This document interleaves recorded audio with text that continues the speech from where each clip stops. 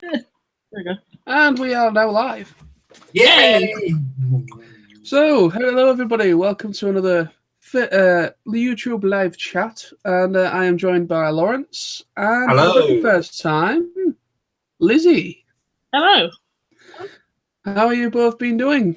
What have you been up to lately? Oh, Hey! Sam's coming. I like that. As soon as we go live, he actually managed to come in. I like that. I was waiting. I was going to give it a few minutes just to Yeah. know that everybody was actually here. Yeah, we're here. That's what we did. We waited 10 bloody minutes for you. Well, I'm here now, and you can all celebrate. We've got one watcher as well. Okay, now. Lizzie, how are you? I'm fine. Been back from work for about an hour. Yay, home from work. I know the feeling. How was work for you today? Busy. Very busy. But work is. That's what happens when you work with vehicles. Yeah, I imagine so. Man, this is really becoming a thing. regular thing now, isn't it? Video chatting. Well, we can officially say we are the TF Nation crew, or the TFN Massive. Oh yeah, everybody here is going to TFN this year, so yes, we can feel that. So, like, with TFN being literally practically about 3 months, well, 3.5 to 4 months away. Yeah, it's literally 4 months today. Oh yeah. So let's go one-on-one. So first, not one-on-one. That sounded wrong. Anyway, so Lauren, one-on-one, eh? In what respects is one-on-one, I'm just going to completely carry on. So, Lawrence, yes. just talk about what you're looking forward to with TFN this year. Well, hanging out with everyone at the bar. Which is obviously the Stan Bush concert, the big bonus this year. Oh, yes. Just hanging out with you guys, maybe going into Birmingham on the Saturday as we planned for a little while. And, of course, spending a ridiculous amount of money. Yep, that but sounds I about don't right. think I'll probably buy as much as I did last year, because like last year was my first one, so I did kind of go all out. You're allowed to go all right on your first ever convention. Yeah, Well, it wasn't my first ever convention. It was my first TF Nation. Still, it's probably been probably the most I've spent. So while I've been at one. Okay, so Lizzie, what are you looking forward to this year? Not really sure, to be honest. I say Stan Bush is a big bonus. Just sort of looking at, I'm kind of looking for the movie sequel. What the masterpieces? The ones that have been released. Was it? Power of the Proms? No, the actual movie Transformers, like Barricade and Brawl and Starscream. Movie masterpiece. Yeah, that's the ones. I haven't seen them anywhere sort of general sale. They'll probably have them there anyway. Taking the atmosphere, being there, the general TF Nation sort of atmosphere. Don't really know. It's just to be there, experience. I can't say apart from Stan Bush, any of the voice actors really intrigue me. They're not definitely want to see. But this stuff, I think, just going, seeing friends, hanging out, going to the bar, might go to the pool depending on how I feel, depending on what the weather's like. Yes, I must do for that Friday night. That Friday, I must remember to bring my swimming trunks this year. It is cool in the pool, I must admit. It is. You have to be careful because sometimes, like, everybody powers into the hot tub. It's like, but yeah, it's quite nice to relax and shut up. But it is fun, just to sort of sit relaxed. Honestly, it's a bit warm. It's nice to get away and cool down. And there's a steam room and a sauna. But yeah, very true. Yeah, well, that's the whole idea: is to just go get away from it all and just chill out for a bit. That's that's what it is at the end of the day. So, Samboy, what are you looking forward to? Getting away from reality for a couple of days. That is always the highlight of TFN. That for 4 days I cannot be part of reality, and for 4 days I can be me and not have to worry about the opinions of anybody else. for 4 days. Let me rephrase that. I then come home on the Monday thinking to myself, should I really have bought that Transformer? Did I really need it? And 2 days later, it goes up on bloody eBay. Yeah, most likely, yeah. That's buying them all for you. But it's like, I'll never put this on eBay. This stays with me. This is being buried with me. That is cool. I'm literally I've got that to my grave. I kind of annoyed them last year. I didn't. Like I said, no, you do that every year. I know I do. I don't know I know why. that'll be going with me to my grave, and that'll be my Build-A-Bear Tempest Shadow. Oh yeah, I'm taking her with me. I'm taking all my MLP stuff with me. And yes, John, that includes my copy of Past Sins. This is going with me. Are you going by burial or cremation? Well, considering I want to preserve all this stuff, I might just have to bury myself in order to preserve it in the air. I knew that a new shovel will come in handy. Yeah, they don't say that. You don't have the manpower to do it, though, John. You have to be burly to dig a hole. Yeah, well, basically, I'm just going to say about what I think about TFN. TFN is the highlight of the year for me, as it is for a majority of others as well. Yeah, it is. It's just like Sam said. I share that temperament where it's just good to just get away from it all for a bit and just spend a good 3 or 4 days with a bunch of mad people that are so awesome. And when it comes to the guests, I've already met. I met one of them already, DC Douglas. Me and Sam met him about 2 years ago.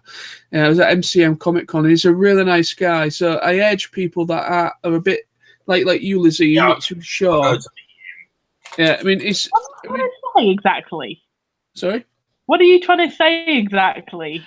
No, what I'm trying to say is that people that probably don't really know that much about him, just saying kind of like go and talk to him because he's a perfect guest for TFN because he's almost certainly going to be one of them that goes in the bar on the evenings because he comes over that way and his panels are really fun and entertaining as well. So. And then obviously we've got the guy who played RRD Megatron going for the original RRD Megatron. So I'm looking forward to him because I've met Neil Kaplan, so I'm going to meet Megatron as well. So yeah, I must watch more Robots in Disguise then, and I'll have to, since he's a Megatron voice actor, I'll have to go and meet him. Yeah, well, it's the original series from like 2001, not the new version. Yeah. Because that's one thing I think Hasbro have messed up, calling like the new Transformers series Robots in Disguise, and you're like, you was involved in one from like 2001. Michael Bay. There was that little thing that Michael Bay. That they might have made a really bad decision when they selected Michael Bay to be their director for 5 films and never ever deviate away from the same plot for 5 films. Literally, an artifact has to be found. People find the artifact. The artifact is then lost or destroyed or taken away. 5 films. 5. An Optimus is bested and then comes back and steals the glory. Yeah, pretty much, yeah. He's like bested in film 1, killed in film 2 and resurrected. Yeah. Kind of gets killed off, but then isn't killed off in 3. Doesn't really do anything in 4, and in 5 gets 10 to Nemesis Prime for like 10 minutes, which is really annoying because I really wanted to see him kick some ass. I think it was when he got to Nemesis Prime. It was so easy to turn that. You just heard the voice above it, like, "Oh, I'm okay." It's a bit of a cop out. Well, they did the same thing in The Last Night. They advertised Nemesis Prime like they advertised Shockwave, and they were barely in the films. It was like, these are the main villains, but really they're in it for 10 minutes. That's all you heard from Shockwave. Yeah, but he did have that pet wormy thing. What was all that about? I mean, that was non-explained. You had a giant Cybertronian worm. How the hell did it get on Earth? Let's just put it this way. I think that could have possibly been his sex toy. Because it just was just a giant. It looks like a giant tentacle. Probably some of Japan, Bill. Probably is. Yeah. And we all know you like your tentacles, don't you? Oh, we are going to the store in Chicago. I don't know. That sounds like that's all Scottish. I don't know. Bring out the lube. Prime, come join me. Now, this is getting sexually referenced far earlier than normal. Yeah, to be fair. Like, a little heavy on the electrons. You probably came in for a quiet chat and some reminiscence, and here we are talking about tentacle porn. Well, let's just put it this way: it's a live chat. Anything goes on these. Maybe I should Google tentacle porn. It might do, but then it'll be taken down because anything goes and we get. Can I ask you, Lizzie? Are you on YouTube regularly? Kinda. I did start doing videos, and it's just like I don't have anywhere. As I said to John like ages ago, my place isn't tidy enough to really have anywhere to sit down and actually do anything. Look up behind me, it's a mess. I'm in a shed. But it is an absolute mess. I'm sitting in a converted shed. This used to be my home office. Look, I am the most fortunate man on this live chat. This is a shed. Literally a cheaply renovated shed, courtesy of my dad, with all my crap in it. I'm literally sitting in a shed at the bottom of the garden right now. I'll kick you out, put you in the bottom of the garden. Well, look, Sam's just moved into Bill and Ben's plot. You know, it's just Anyone know what Bill and Ben were? Well, yeah, Bill and Ben, the flower pot man. Who doesn't know Bill and Ben are? Bill and Ben. The flower pot man. I mean, I have got Transformers kicking around that I do want to actually do an review of on. First of all, because I love them. Secondly, I actually want to go, look at these, they're amazing. But I just haven't got time. I haven't done a Transformers review in years. I can't remember the last time I did one. In fact, I'm going to look that up, actually. When was the last time I did a Transformers review on my channel? No, the thing with Sam is he's too preoccupied with watching 24-hour news coverage. And then it comes out on his YouTube channel with, it's the end of the world. No, the last video I put up on my YouTube channel was... It's the end of the world as we know it. We don't want to bait YouTube with your singing, John. Actually, mainly all the ones I've done were effectively live streams that I did. The last video I did that actually had quite a lot of views was where I was talking about the Madeleine McCann case getting funding. That was about 2 weeks ago. That's had over 300 views. I mean, when was the last time I did an actual review about Transformers? Let's see. I think the last one you may have done was probably one that I actually edited together. Yeah. If you are you thinking what's it called? Last year. Not really. I mean, I'll be honest. I don't really buy Transformers as much as I used to. There's one I bought, which was the last night barricade. Oh, I got him. Wait, $4.99 B&M. I wish it was that much though. Mine was not that much. Mind you, I got it when it pretty much first came out. I have got, which I haven't opened because it does look kind of cool, but the Last Night Cogman. Yeah. Kind of cool, and I like the concept. I can't be able to get out of the packaging. A lot of these I've got, it's like, oh, I love it, I want to play with it. It's too much packaging. I do have the third-party Jaegertron, which is the sort of third-party lockdown, with all his guff. Yeah. And did you just say Jaegertron? Jägermeister Jaegertron, I can't remember what it's called now. I love that name. I love Jägermeister, so Jaegertron, sweet. I think it's Jaeger. Okay, what's it say over there? I can see it. Yeah, his voice is just like, Jaegertron will give everybody liver failure. From what I can tell, I don't know what's going on. The last. No, that wasn't the last one. Look at the cogs. Look at the gears and cogs working in Sam's head for once. Look at it. Look at it. The last Transformers review I did was 6 years ago, and it was a masterpiece Grimlock. Yeah, I haven't really done any. The only ones I did were just basic Transformers robots in disguise figures. They don't transform. I was just reviewing them as figures.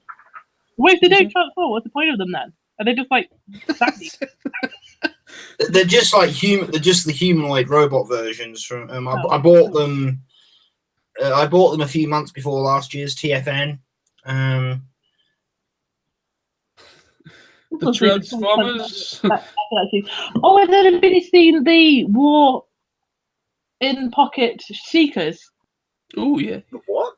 I've got War in Pockets. You know, they do the small ones. Got Megatron, all the guff. I got the Seekers, which is Starscream. Well, I think Starscream, Soundwave. What am I about? Skywarp and Thundercracker. But cool. Starscream's name is actually Usurper, and I was like, yeah, that fits him quite well because he wants to usurp Megatron and the throne. But the sort of collective name for them is Stormtrooper. But no.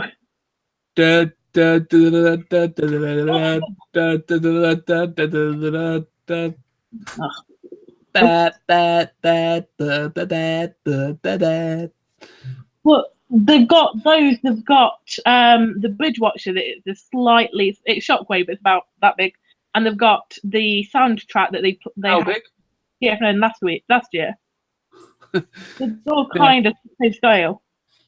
Cool. Yeah, I like the War in the Pocket figures or the little third party miniature figures. Yeah, they're quite cute. Did you get the Boone figure last year, John? The TF Nation exclusive. The what? Did you get the Boone figure last year, the TFN exclusive? Yeah, I got it. She's. I think they've got it. Oh, That's a creepy sound to hear when you stand up. You see her? Yeah. Oh yeah. Yeah, I bought all the exclusive last year as well as a ton of other toy robots. Got the Boone, got the Bear, got the comic. Did you get Calidus? No, I need to get that. Bear with me 1 minute, I might be able to grab him. Oh, crap. That's what she said. Shut up, you. Actually, speaking of, quite cool. I'd love to get the Nemesis version of that Calidus, though. That was actually quite cool. There we go. There's Nemesis. This is actually adorable, but I can't transform this stupid thing. An actual cassette size of Ravage. Ooh. It actually does transform. I can't transform the stupid thing, but I'll get his little head out. So we've got his little head. Let's see. Okay. I think we all had quite biggish hauls last year, didn't we? We all went and bought so much. I got more than I originally was planning because last year you literally got to a point where you were saying, I can't spend any more money. I literally can. And every 5 minutes you kept showing up in the bar or in the hotel room with something new. And it was like, John, I thought you didn't have any money. Well, I saw this, it was only 20 quid. Yeah, but that's how it usually works. Like, I can't buy anything. Oh, I just saw that. Look, did you get a lot of stuff last year, Lizzie? I got a few things. I mean, the main thing I wanted was, Calidus. Yeah. Because I saw him advertised, I can't remember where, like ages ago. And I was like, I want that. Oh, there we go. I took him out. I've rewatched my haul video from last year several times, and I can't believe. And I look back and I think, because what I did was, I literally had my suitcase sat on my bed, and I was just filming as I was unpacking and showing everything. And it's over half an hour long, and that's of the stuff I bought. Hey, it's your first TF Nation. That's to be expected, Lawrence. Seriously. Oh yeah. You can buy a lot of me. I mean, that's the one that I got. That's Calidus. He's quite cool. He's a pain in the backside to transform, so I haven't bothered. But he was the main one I wanted. That and the sort of G1 movie Bumblebee. But that had sold out by the time I sort of got round to it. So this was the main thing I had my heart set on. And luckily, I got Nick to get me one. Kind of did a deal with him. That's Calidus. I was thinking it was the third-party Rodimus Prime or Hot Rod that came up. He's done in the... that's the Nemesis version. Yeah. So this is, I original version, but I sort of saw him first. I love, for some reason, black and purple works so well. It does. I mean, he is fabulous. It looks fabulous. Fabulous. He does have things that are supposed to go in there, but the last time I took him out, I kind of lost him. He has things in there. He does. I lose them, so they're not going to go in there. He has a butt plug up there. I don't know what yours is on about. Mine doesn't. Mind you, I did get the other thing I was looking for, and I did again got it from Nick, was the Beast Wars Megatron. Sweet. So I had my heart set on that, and I did manage to get him complete with everything.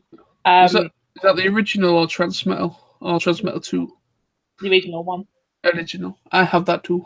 I've had it for years. It's literally the first two figures I actually properly bought and started my collecting was the original 95 Megatron and Optimus Primal. And I got them as a 2-pack for like 20 quid. And I was like, that's a goddamn steal. And ever since then, I'm just like, you can't get deals like that on eBay these days. It's just like overpriced scalpers now.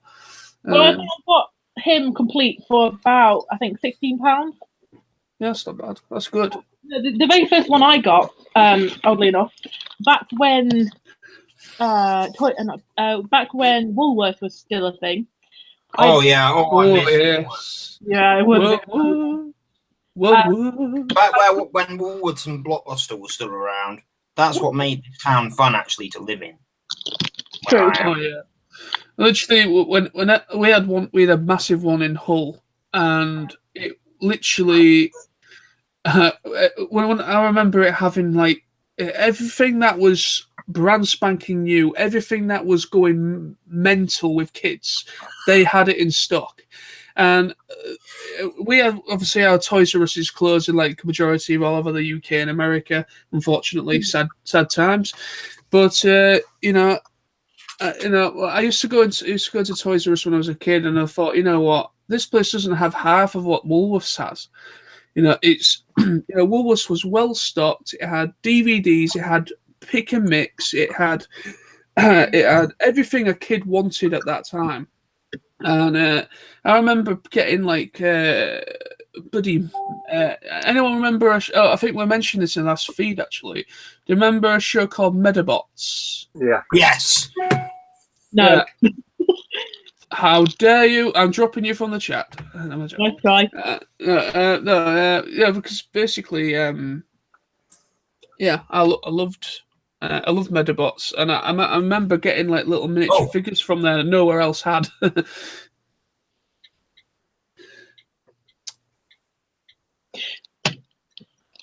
Yeah, as I was going to say, the first Transform I actually got, oddly enough, was the movie Optimus, the big one. The first movie Optimus. I'd only gone in to get a T-shirt, and I came out with this massive Transformer. My dad goes, "That's not a top." I was like, "No, it's Transformer." And then the second one I got was animated Prowl, actually. Oh, that's cool. So that's how I first started Transformers, and then I'm here today, still collecting Transformers. I've just told Tony that we're on. He's live on Facebook. Oh, really? Awesome. Yeah. Is he going to join us, or? He might do. I don't know. It's Tony. It's Have you got a link? Yeah, Tony. Yeah. If he says he wants to come on, I'll send him the link. Well, he's probably going to let Lawrence know. He messaged him, did he? Yeah, he just said sure, so he will. What the hell? Ta-da! Not that it really helps because you can't see him, but ta-da! Ta-da! I might actually. Okay, so the first one I want to review is probably Cogman, but I might review Calidus at some point. I can't transform him, so he's just going to be look at this pretty, but worth a shot. I'll put it back in this box, or put this back in the box. Yeah, I am kind of wondering. I think with Transformers in general is I haven't really done. I haven't done any review stuff in quite a few years, but I think largely it's because I've just never had the patience. I'm not good at transforming them. I always end up getting stuck out. No, I'm not either. I'm terrible at it. Yeah, I think everybody is, to be honest. You know, I mean, I remember when I used to ask for them when I was a kid, like, you know, for like birthday and Christmas, and my mum would go, "Oh, not another Transformer," and I'd literally give it to my mum or my dad to actually transform it because I couldn't do it. Yeah. That's the thing. All I ever wanted was Power Rangers or Master Rider stuff, and normally you didn't have to transform that stuff, so those figures were good. Master Rider. I'll definitely go and see if hopefully if Nick's there. Hopefully, what other Power Rangers Zords he's got this year. If I'm not aware. One I was hoping to find. Do you remember the Power Rangers Time Force Quantosaurus Rex? Yes. The Quantum Rangers Zord. I'm hoping I might try and get one of those if there's one there. Oh, that I used to have the one that came out at the time of the show, and it was a actual one that like remote control and actually moved, and you've got like a wrist communicator that shows actually a remote control. So you had the Quantum Ranger Morpher, and it could like move the actual Megazord. I was like, yeah. Yeah, I think when I was a kid, from about Christmas 1995, I got my Power Rangers play suit, which I've got a picture of me on my Facebook somewhere. I'm 5 years old. It's Christmas Day. I'm wearing it. And I also got the remote control original Megazord. And I think the following year, when it was Series 2, I got the remote control White Tiger Zord. Ooh. I had the White Tiger Zord. I also had the White Rangers, you know, the talking sword, Saba. I had the original version of that. Cool. I know there's a legacy version of that out as well. Yeah, I remember having the Mighty Morphin Dragon Megazord. I remember having the original Mighty Morphin Megazord. I've no idea what happened. Okay. I had that as well. And then I had the White Tiger. I say I picked this up from TFN last year. This was the only item that I haggled on. Yeah, that's the original one, yeah. Yeah. This is the only item I had to haggle on. Go Power Rangers. I just scream at the dealers and What are you singing? You love it, really. Shush. What's that? John, would you like to be alone? What? I get the feeling you want to be alone for a while, John. With myself, yeah, okay. Yeah. Woo. Having those edges. Yeah, ooh. She's turning me on. Conversation in front of a woman. We've already covered this topic a few times. Rune's really turning me on. I love the curves. Go to the side of doors you never even knew about. Last night, Chav John. Oh gosh, I didn't even notice you did upload. Bro hoof to Lawrence. Best pony. Best pony. I see you've moved your Rainbow Dash. She's not where she was the other night. Yeah, I put it there purposely. Yeah, I did it purposely because Sam was probably looking at it like, oh, I've made a bad choice with Luna. I've made a very bad choice with Luna. Never a bad choice with Luna. Oh, wow. Let's have a look. Oh, that's not your plush. That's a plastic figure. That's actually not plastic. It's a clay model. I had this commissioned about 2 years ago. I had it custom made by somebody in America, I think it was, and they posted it out to me. Really? Yeah. I can't actually tell by the thing. I really can't. I actually can't tell. I don't know. It looked like a plastic thing. I thought it was. It's like a plastic thing. It does.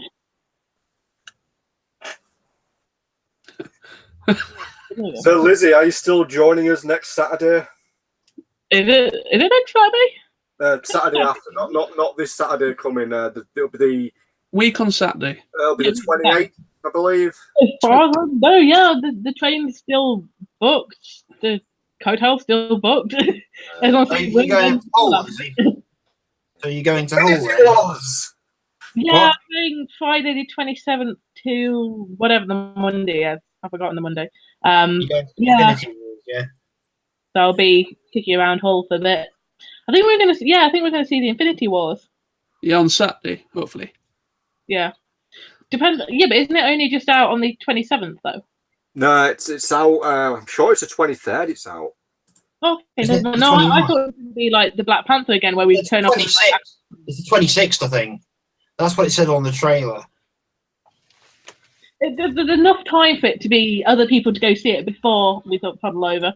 But yeah, I'll say I don't think apart from going to see Infinity War, I don't think we've got very many plans. Just sort of see how it takes and see what the weather is. John, what are you doing? Inviting Tony is coming on. Oh, okay. Yeah, so you went suspiciously quiet. So yeah, I'd say I'm thinking I'll be arriving about 2-ish in Hull, depending on trains and times and delays and all that stuff. Where are you from, Lizzie? I'm in Derbyshire. Yeah. Well, I'm from Leicestershire. You see, I live in Market Harborough, so Oh. I live about half an hour away from Burton-upon-Trent. Well, say half an hour, probably about 15 minutes. Boo. Shut up, you. Boo, Stoke. We beat us on last Tuesday. Boo, Stoke. I'm only joking. Hey, there's a button here. I can actually select it to completely ignore Nosy. What happens if I click it? Do it. It basically means if I select this button, I will not be able to see or hear Nosy. We'll consider that for future, Lizzie, if we have to. We can completely block him so we can't see him or hear him. It'll be great. Yeah, we'll keep that in mind. Bit of a threat there. But no, I mean, it's better than as obviously covered in a few videos. For him to get to other places, it's quite hard. But if I'm like in the Midlands, it only takes about 2.5 hours to get to Hull. Like 8 hours to other places. But being central, I can go to different places. Where like I can go to Birmingham, I can go, central, and then go outwards rather than having as you're in like sort of northeast, give or take. I don't know. I don't do geography. But yeah, it's easy. I mean, I've got a convention the week after I'm going to Hull actually, in Nottingham. So it's called MCon, and we've got a whole load of people going there, and that's quite good as well because it's local to me and we get some quite good people. And we've got Billy Piper, we've got Pearl Mackie, we've got Bernard Cribbins. Who else is going? Oh, the guy from Flash Gordon, the guy who actually played Flash Gordon, Sam. I know what you mean. Yeah, so he's going. We were going to have LeVar Burton, but he's cancelled. So it's quite cheap to get the ticket. You'll have to pay for the autograph, but it is quite a good day out, and it's over the 2 days. And I think Stephen, I can't pronounce his second name. Gosh, what's his name? I can't even remember his name. Stephen from TF Nation is going as well. I literally can't remember his name. Yeah, but he's going as well.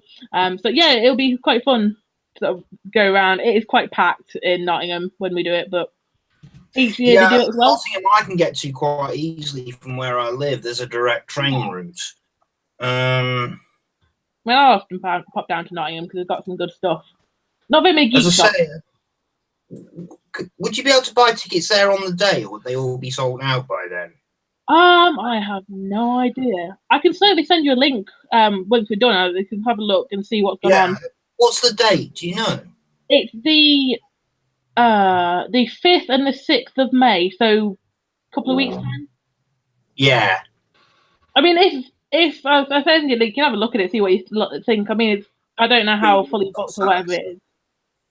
You what? Sorry? 2 weeks on Saturday. Oh gosh, I don't do time. Yeah, I don't do time or geography. 2 weeks on Saturday. Right, I'm just looking on the public chat on YouTube. Right, we've got someone called John Singleton, which is interesting. John Singleton, black and purple are two great colours indeed. So talking about the colour scheme I spoke about a bit ago. Ben says hello. Ben Dover says hello. So hello, Ben. Is anybody putting on the chat? Oh my God! Why the hell am I watching this? Give it time. Yeah, and then someone called Liquid Snakes Love Child. That is a great name. Whoever you are, that is awesome. Said, are you gay? Are you guys Normans? Mormons. Normans. I don't think there's any Mormons. religious people on this chat. Are any of us religious? No. No, definitely not Mormons. We're definitely not.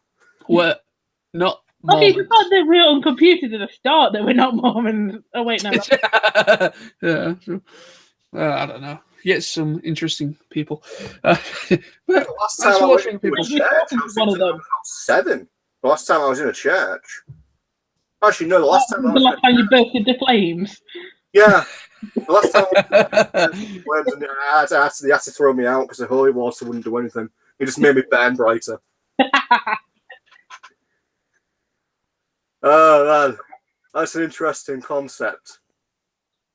I have actually got some religious texts that I do own a few, just purely out of study reasons, because I like to study religion as a how can we compare it to other religions and just state that it's all the same thing, just slightly changed in various different texts. Basically what I'm on about. Minus anything that's pre 2,000 years that predates Christianity, because then that's far more interesting.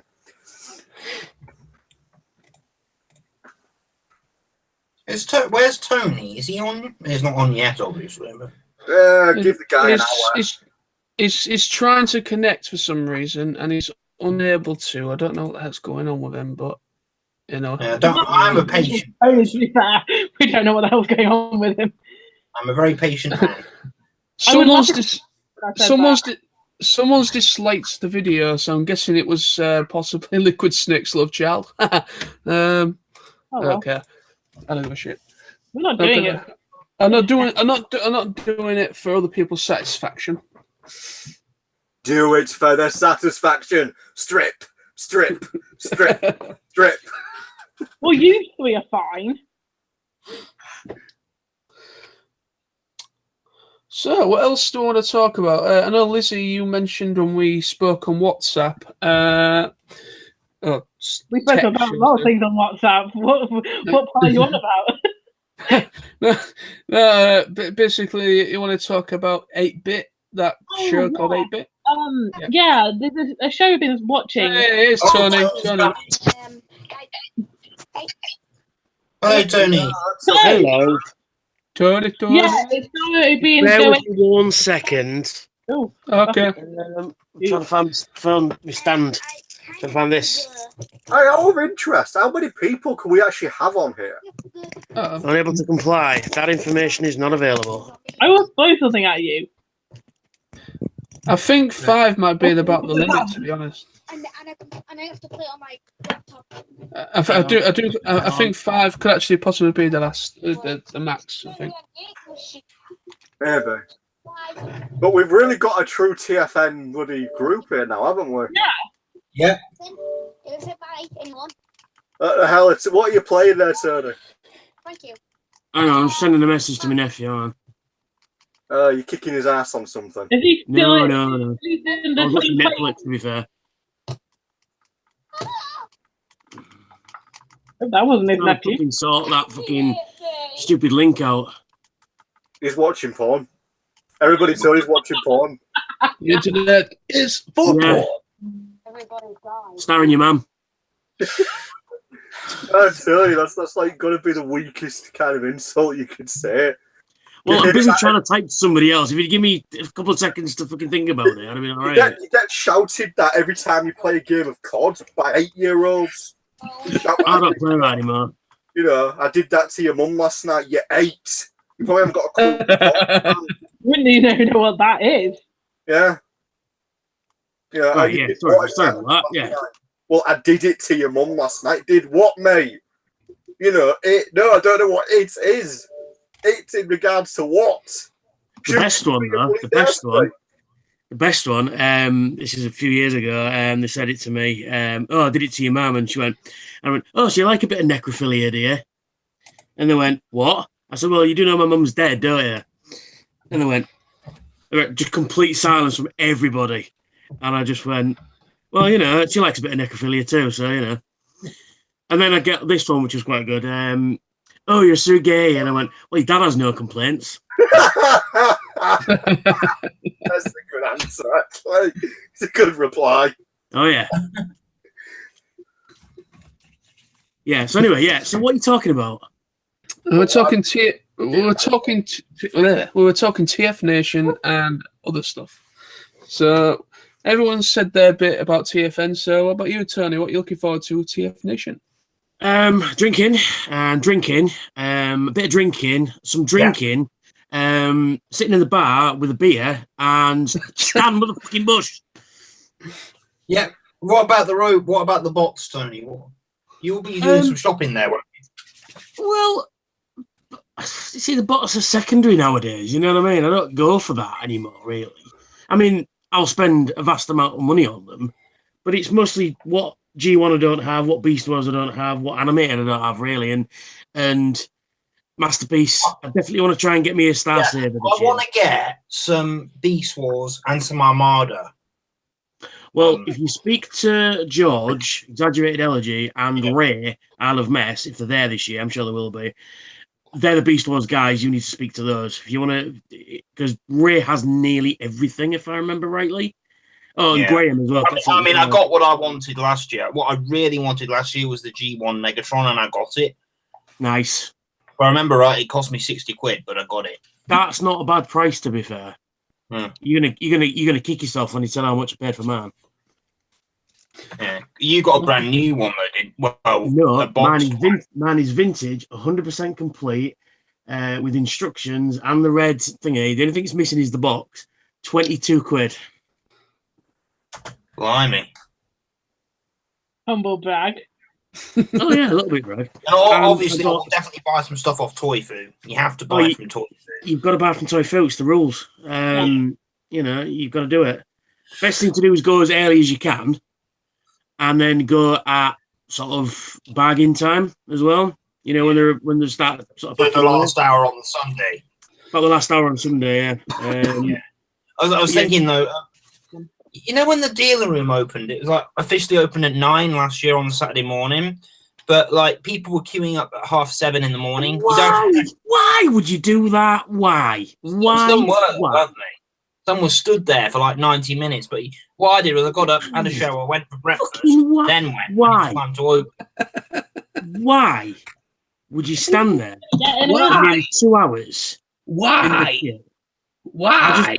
My brain is just, I don't know, because that time in the morning, I'm either A, still in bed, or B, hungover, or C just about. Oh, right. Who remembers like the Thursday night? Who remembers like being on the Friday morning? It was the first proper day of the convention, and everyone was like asking each other, "Oh, do you feel a bit hungover?" Because we were up to what, like the early hours of the morning. Actually, I went to bed early that night. You went to bed at 11:30 last year.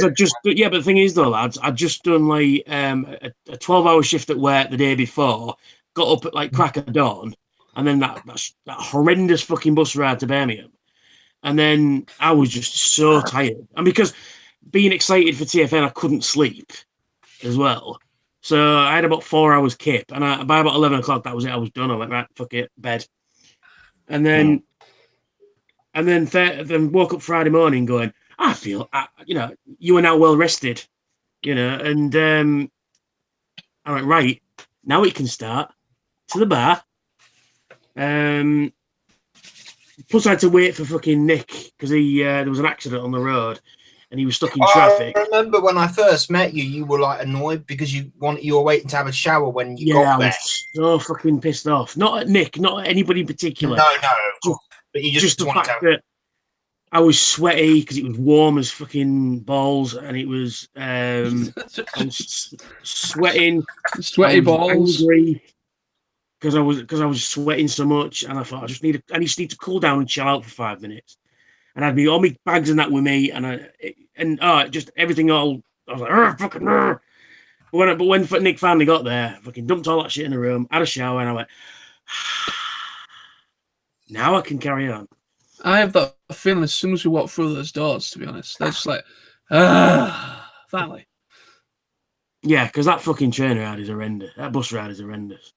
Yeah, I'm so lucky that I only have to travel for an hour. Yeah, you bastard. Half an hour? Yeah, because I travel from Leicester. Yeah, it's the last stop on the bus. An hour. Mind you, Yeah. I still have to walk it from the bus train station to there, but yeah, only about half an hour. Mind you, the train You is normally go down on the train then, Lizzie. Yeah, I mean, the last couple of years I've gone down with Simon, so he's giving me a lift. We sort of make sure we're all packed and toddle off. I don't know if I'm doing that this year because I've got my own room. I might kind of need a lift. Yeah, I have my own room as well, so. Actually, it was like, oh yeah, your room. So the first time they actually released it, I ordered everything. I was like, yep. So I'm pretty much good to go. It's just saving money, and actually, I don't even need to book time off because I've booked my time off already. So I do have Wednesday off, but I'm not actually going till the Thursday. No, I do have What the you got there, Sam? Chocolate. Yeah, what food you got? What happened there? Oh, Easter egg! I've literally got one. I've got one Easter egg left that I've not opened yet, and it's the sacred chocolate orange Easter egg. Nice. Which I will save because these are just so delicious. Sam, nice. Mine. Sam. Yes, John. So then, give me that egg. So when is everybody getting there then? I know you, Sam and John, you're getting there the same time as me, so. Well, we're traveling up the same time. Yeah, but I mean, so what day is everybody getting there? So I'm asking. Last year I went down quite early. We're all going up Thursday. So Lizzie, excellent. So Liz, when are you getting there? Friday. I would have. I tried to book a room for Thursday so I could leave and sort of arrive on Thursday, but for me it's all booked. So yeah, I'll be there Friday. Friday till. Okay then. Sunday. I'm there from the Thursday. I think we're all there from Thursday to Monday, aren't they? Excellent. But what I mean is, right. We can travel back together again. As we're talking about TFN, do you lot have any kind of rituals that you do before, like the day before or the week before? Like you got to go get this, got to go buy this, blah blah blah blah. Let's just discuss. Come on. I'll just go out and buy alcohol, buy stuff to snack on when I travel down there. Make sure that I'm kind of know where everything needs to go when I park. Make sure that I've got at least some majority packing done. Yeah. Make sure you've got your medication. Last year, all I did. Sorry, you go, John. That's okay. You go, mate. Okay, well, the last year all I did was I made sure everything was packed. I definitely won't need to pack so many shirts because I'm definitely going to get some shirts when I'm there. More t-shirts. And there's one that I need to buy again because one got knackered in the wash. Yeah, well, I did. One of mine did that I bought from, I think it was the last auto assembly. It was the piece through Tyranny Megatron. I put it in the washer. Yeah. In terms of toys, I knew roughly what I wanted, but I didn't know exactly what I was going to buy. I knew what franchises I wanted to buy from. Obviously, I wanted the G1 Megatron, so I knew I'd hopefully find one of those. I wanted some Power Rangers, wanted some comics, and I ended up buying a lot more than I probably thought I would. But that's the. I think this year we're talking about going on the Wednesday night, aren't we? Before we go, Thursday. The Wednesday night will go on YouTube before we go. Right. Do a video Yeah. Well, I have here my list of G1, G2, Beast Wars, and all the hobby ones that I need. So it's quite a few still to get. Right, this is a very off-topic question. Someone called Ginger Snapinos on the live chat group thing has just asked a question. What are your opinions about the end of the world tomorrow? Wait, is it the end of the world tomorrow? Apparently, it was supposed to end last year, the year before, the year. Oh yeah, it's the Rapture or some shit like that. The Rapture was the time that Jesus comes down and like. I'll be working, so I really don't care. I'm working. Well, the thing is, I don't want to be working on the fucking end of the world. I'd rather be on my day off. At least I can have a lie in. But it depends how it's ending. If it's like asteroid collision, then fucking let me stay asleep, then great. But if it's zombie apocalypse, then I'm just gonna fucking jump in my garage, get my chainsaw, kick my front door down, and just go, come on. A chainsaw. It's got groovy. Oh, dear. And then, you know. If it's nuclear missiles, I'll just wait till one reaches the UK. Nuclear missiles coming from all directions. I'll just fucking nut the bastard back into space. Yeah, I'm really not... Come on, yeah, and then it'll be Fallout, and then I can just go around, you know, being the lone wanderer at BS. I'm not worried because hell, someone predicted the rapture was going to happen in October last year, and it bloody did. Oh well, they've said that, and there's an asteroid going to come to kill us in 2029, and then there's a fucking, then the Center of Disease Control in Atlanta has actually possibly done a scenario of the zombie apocalypse. So you know, right? Apparently, Ginger has mentioned again, right? Basically said the conspiracies are growing. This is not a rapture, end of the world, and then said this is connected to supernatural or non-human connections with humans. Yeah, and people have been saying that for years.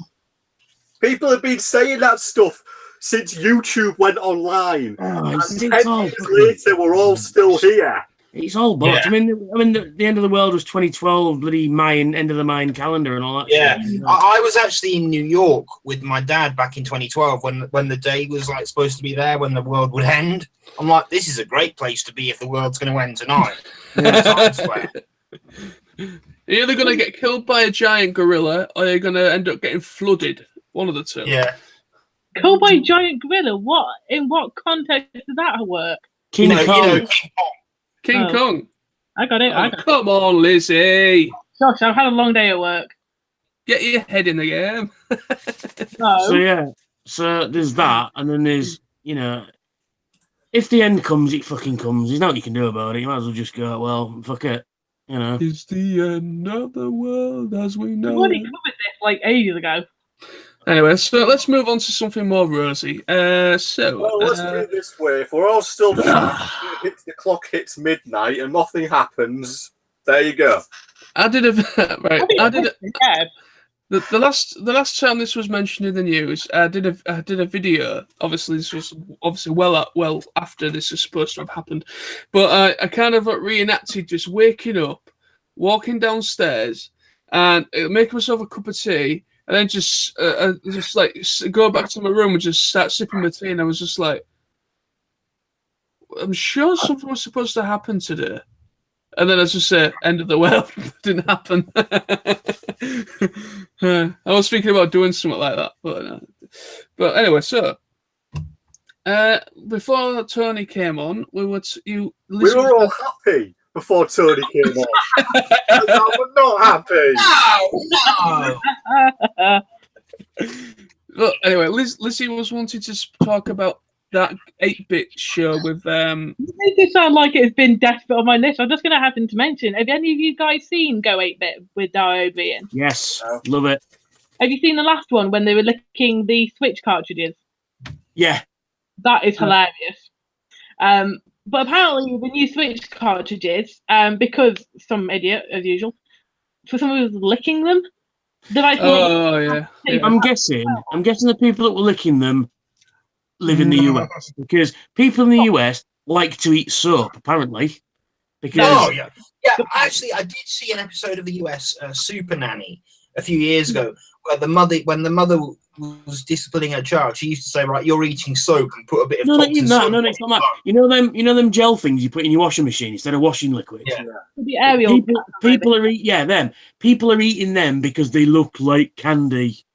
Now, and then the moms are going to the companies, stop making them look like fucking sweets and that. And I'm like, if I'd have been on the other end of that, I'd be like, no, you need to teach your child not to eat them and put them in a place they can't get them. I just had a really, really great thought. Do you think the White House are calling up the Ariel and saying, stop making it look like candy because the president's eating all the Ariel puffs? Well, yeah, there is that.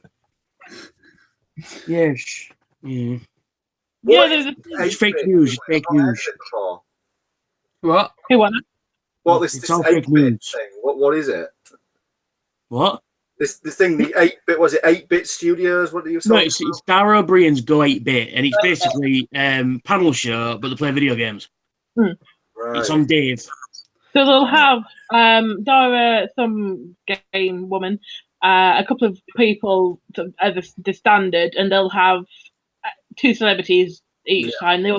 They have one sort of to start off that they'll play. Then each of the celebrities will say their favourite. Then they'll play sort of battle out each other. And then I can't remember if they have another sort of retro game, and then they have like something they've adapted at the end to be like a double point. So whether that's the last one was they had Just Dance and they had Freddie Mercury, but the 4 players were then dressed up as Freddie Mercury, having each hand had to do part of the Just Dance.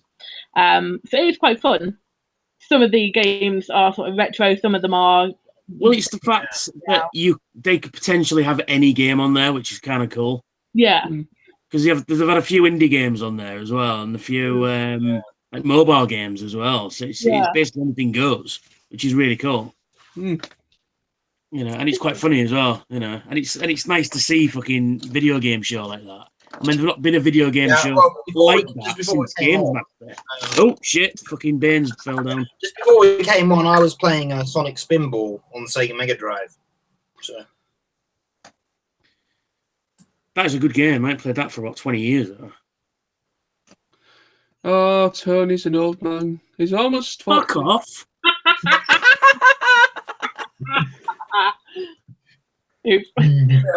40 soon. Fuck off.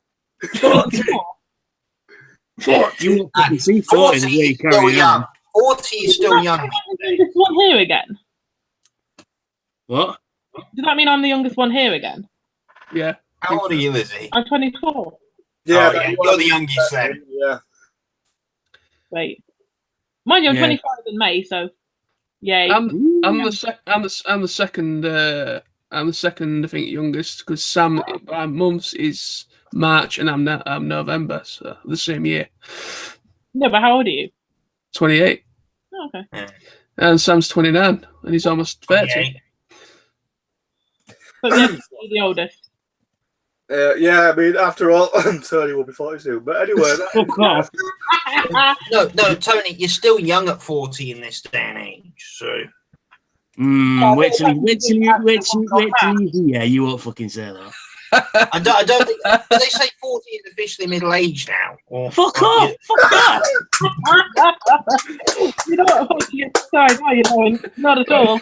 Right, you girls are gonna laugh at this, right? Carl has just commented saying Tony doesn't look a day over 65. I'm gonna fucking beat the living fuck out of here. Well, the ironic thing is, we're all 40. Tony will be 50. Will you fuck off?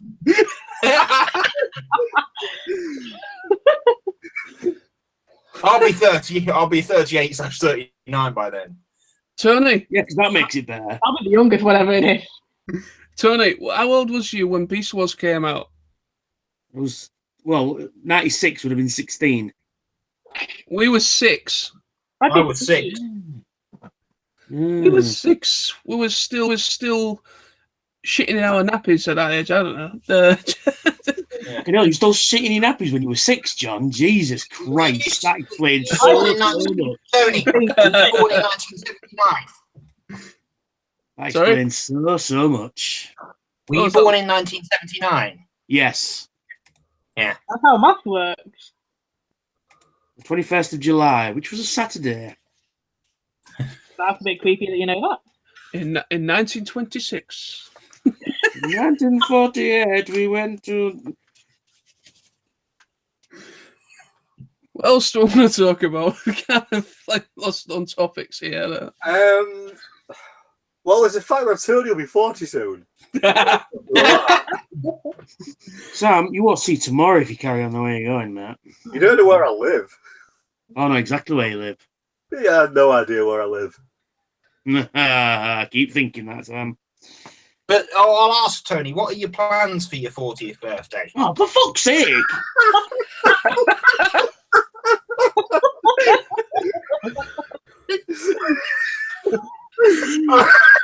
A long time away, that. A long time away. It's not a lot. Yeah, you've got to plan things for the big 4-0.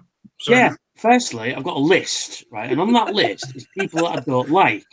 And funnily enough, Team Edward is at number 1 on that list. And then, you know, then I just might just turn up at his house when he's fast asleep in bed. And then, you know, next thing you know, he won't see the next day. Well, can you leave it till after I'm down for killing him? You what? Can you not leave it till after I'm down for you to kill him? We have made plans to meet up, remember? Yeah. So you can have to kill him after I'm down, but not beforehand. It's all right then. That might save you a bit of time, Sam. All right. I think it is time now to move on to our next topic. The question is, finally, let's move on. Yeah. Right. What do you want to talk about, Lawrence? Vinegar. It's nice. I don't know. Vinegar.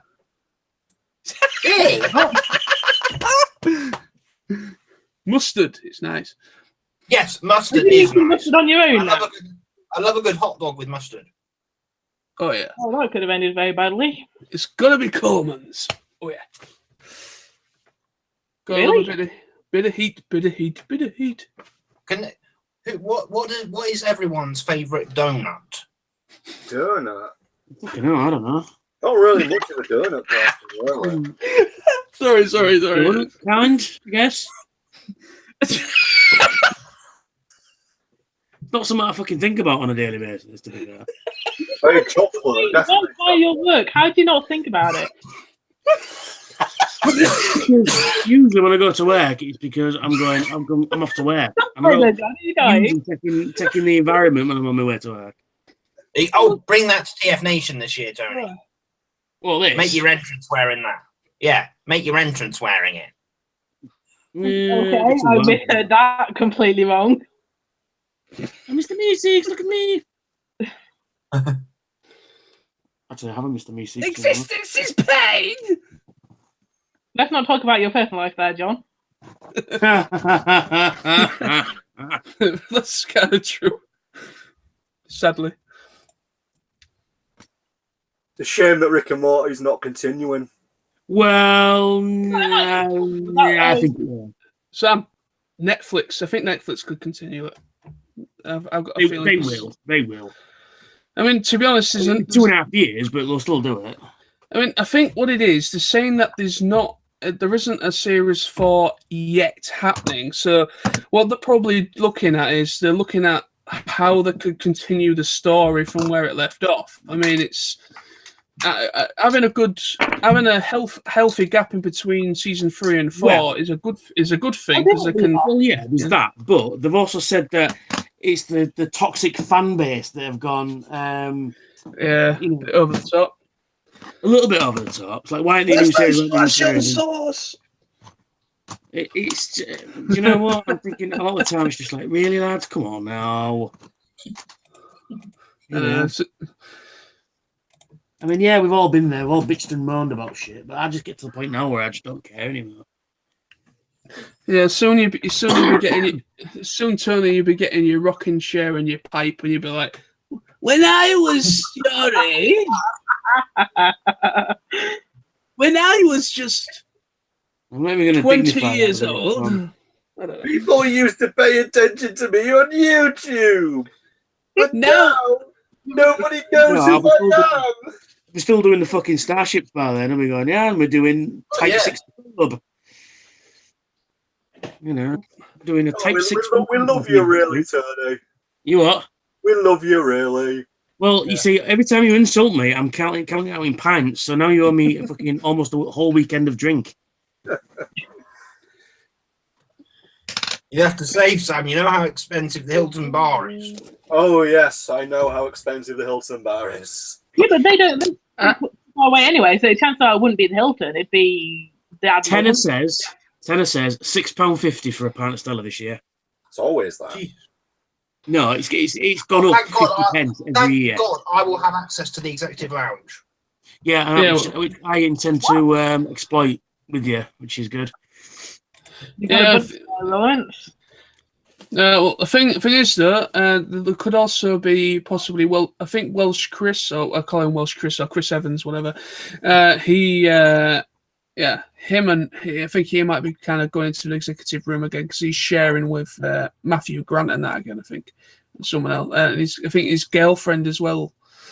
So yeah, but last year, I mean, we all had an executive room, and we all kind of shared with him. So it allowed us to get into the special bar. Yeah, on the Sunday night we had a big conversation there with Hal Rail, didn't we? Oh yeah, that was awesome. I still kicked myself that I didn't want to disturb him because he was kind of like relaxing away from the madness that had just happened a few hours previously. With Hal Rail, I wanted to kind of like get a photo with him, but I felt with him coming into that bar, just kind of chilling out and just having a civilized conversation with us. I didn't want to be that fan saying, "Can you please turn this, please?" No. So your normal self then? Yeah, normal self. I wasn't about to say that, but By the way, look what I've got. It's on your screen. You should see it. Whoa. I would be able to see if you didn't wibble it around so much. Yeah. There we go. It's still now. Yes, but it's fucking dark. I can only see the price tag on it. It's Batman the Animated Series Complete Series Collection. Ooh, nice. I might have to get that on payday. I got this the other day. What? What is it? Oh, it's supposed to be good, that, yeah. Suicide Squad. Well, you see, they're all good, but I can trump everything with this bad boy. Oh no! Isn't that meant to be the worst film ever made? Everybody, shield your eyes! Shield your eyes! I shall make you all watch Mario time! It's sunny, Mario! Yeah, he didn't do that though. He didn't go, "It's me, Mario." No, I don't do that. No. I mean, has anybody seen that little parody skit thing that was on YouTube? And it's 8-bit animation, and it's basically Mario's kind of like hits a block, and he's just like, my head, because they didn't break. And actually, no. But if you look at the sprite when he jumps, it's his fist that breaks it, not his head. Oh, okay. All right, then. It's whatever. Yes, I have seen that one. Yeah. Yeah, and then Luigi comes on and goes, "I hit my head on the block. Sometimes there's coins." And then Luigi hits it and is just like, "Luigi, no!" as he dies. It's quite funny. Isn't there another one where it's Mario, but he goes Dorkly. Free? What? Dorkly is the channel you're referring to. Dorkly, that's it. Yes. Didn't he do the one where Mario goes on a killing spree? Oh, I've seen that one. Yeah. That ain't the one I'm on about now, but I know you're on about. Also, I had a bit of a massive laugh at a Robot Chicken little funny thing. Basically, Beast Wars Megatron Robot Chicken. It's just like, but that is a fucking Maximo.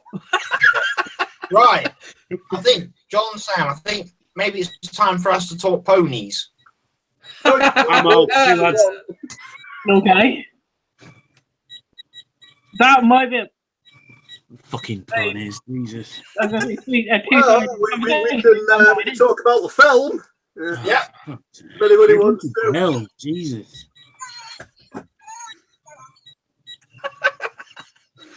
Everybody get the plushies. Everybody hold up a pony. I could get my plushie, but it's from Beauty to Be, so it kind of won't fit in. By the power and friendship. Well, I've got the ultimate plushie. Thank you. Godzilla. Yeah, but you didn't get that from Build-A-Bear, though, did you? What? You didn't get that from Build-A-Bear. They don't do a Do Build-A-Bear. you like My Little Pony, Lizzie? Do you like My Little Pony? I'm not a... Look, as I showed John earlier, the closest I get to My Little Pony is this. Thank you. See, even the girl in the room is less girly than you three. Well, I wouldn't say less good. Well, yeah, I probably would actually. No, I kind of like unicorns. I'm not like overly, yay. She says, I quite like Sparkle. No, I mean, I haven't caught up with it. I never really it wasn't really the thing I was kind of into. When I was younger, I possibly was into it, but now I'm older. It's more horror and stuff. And put that down, Tony. Yes, sir, put it down. The young lady doesn't want to see it. Yeah. Regenerated. Not now. Tony, put your Godzilla down. We don't want to see it. No, because if I showed you the actual Godzilla, you'd be very, very upset. Again, women here. Green. A woman. Sorry, there's only one woman here. No, there are 3 women, called John, Sam, and Lawrence. Hey, what do you mean then? Oh, well, no, I mean, you're... Well, Lizzie, you're the only atomically correct woman here. Yeah, You are biologically a real woman. Yes. Okay. Really, Sam? Yes. I'm surprised you haven't noticed, John. Yeah, you see, these two have to be told what a woman looks like. I think there's a woman outside. Because when they actually see one, they just go, "What is that? I don't understand."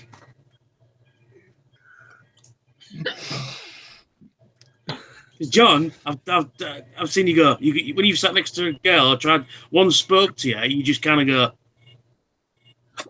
It feels like when I talk to him anyway. To be fair, it's just like, oh. Yeah, that's it. Exactly that look, Liz. You kind of go. So you're just drawn off into middle distance. Best place to be. No fucking control the battery that low. Fuck off. It's not the best place to be if you're a woman actually talking to you there, John. She kind of wants the attention, the conversation. Not that, the conversation. Yeah, John doesn't know how to do that. So it's my turn to insult you bastards. I like getting to meet some new women, Hey, go on then. One thing I will suggest is don't mention My Little Pony to any of them. No, when I go out sometimes on a Friday, Saturday night, and you get you get a woman coming over to you. The problem is the next time they see you, they don't remember because they're probably pissed as farts that night. Oh yeah, I've been there. Been there before. Have you, Sam? Do tell. Yeah. Well, what's the number one rule? I would never ever go home with a girl if she were drunk, ever, because it's a good way to get accused of rape. Yeah. Well, you're clearly doing it wrong then, Sam. I'm deadly serious there. I would never go home with a drunk girl because it's too much of a risk. The stories I've heard of, Well, you see, someone I know meeting up with a girl who's just as pissed as he is, and then he wakes up the next morning with a girl he doesn't know in his bed. Oh, that's happened more than once. I must admit. But the thing is, though, right? Sam is right, but the other side of the coin is not all girls are like that. Oh no, but I just wouldn't like to take the risk personally. No, I mean, I get it. Personally, last time I got drunk, I walked into my bedroom door. So you've not been there. John, I've got a message from Carl. He says, not knowing I'll go home. Yeah. Tell Nosey to pay attention to live chat. I have been, but everyone's been talking. Alright, basically, he's just been saying, let's get it up. TF Nation, what's that? Not going in the Death Note after all.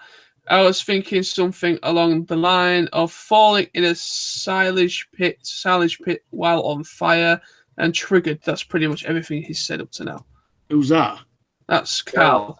Yeah. Yeah, but Carl, remember the Simon Plum doesn't do it anymore. Yeah, I know. But Carl likes the does. He said he was streaming at 9 o'clock.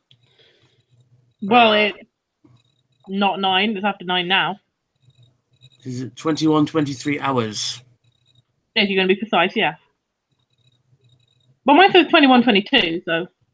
As far as wrong. the door's always open, but it's people's choices. All right, so TFN talk. Anybody? What is this TFN? What is this year's #1 must-have that everybody here wants to get? Like the one thing they want to buy at TFN? Because I know what mine is. Tell us. Well, start with you then, because I don't know, to be honest. I want to get hold of Masterpiece Cheetor. There's nothing out that grabs me enough to go, I need this in my life. You know, there's nothing out there that I can go, right, and must have this. I mean, I don't know if it's just because I'm a bit burnt out with the whole Transformer collecting thing at the minute, or if it's just simply there is just nothing that I want. And I think it's probably a little bit of both, if I'm going to be really honest. I mean, I'll buy stuff while I'm there, but there's nothing, you know, I'm going to run into that dealer's room, not like Masterpiece Shockwave, I'm going to run into that dealer's room and go, I must own this. So, yeah, for me, that might change between now and then, but...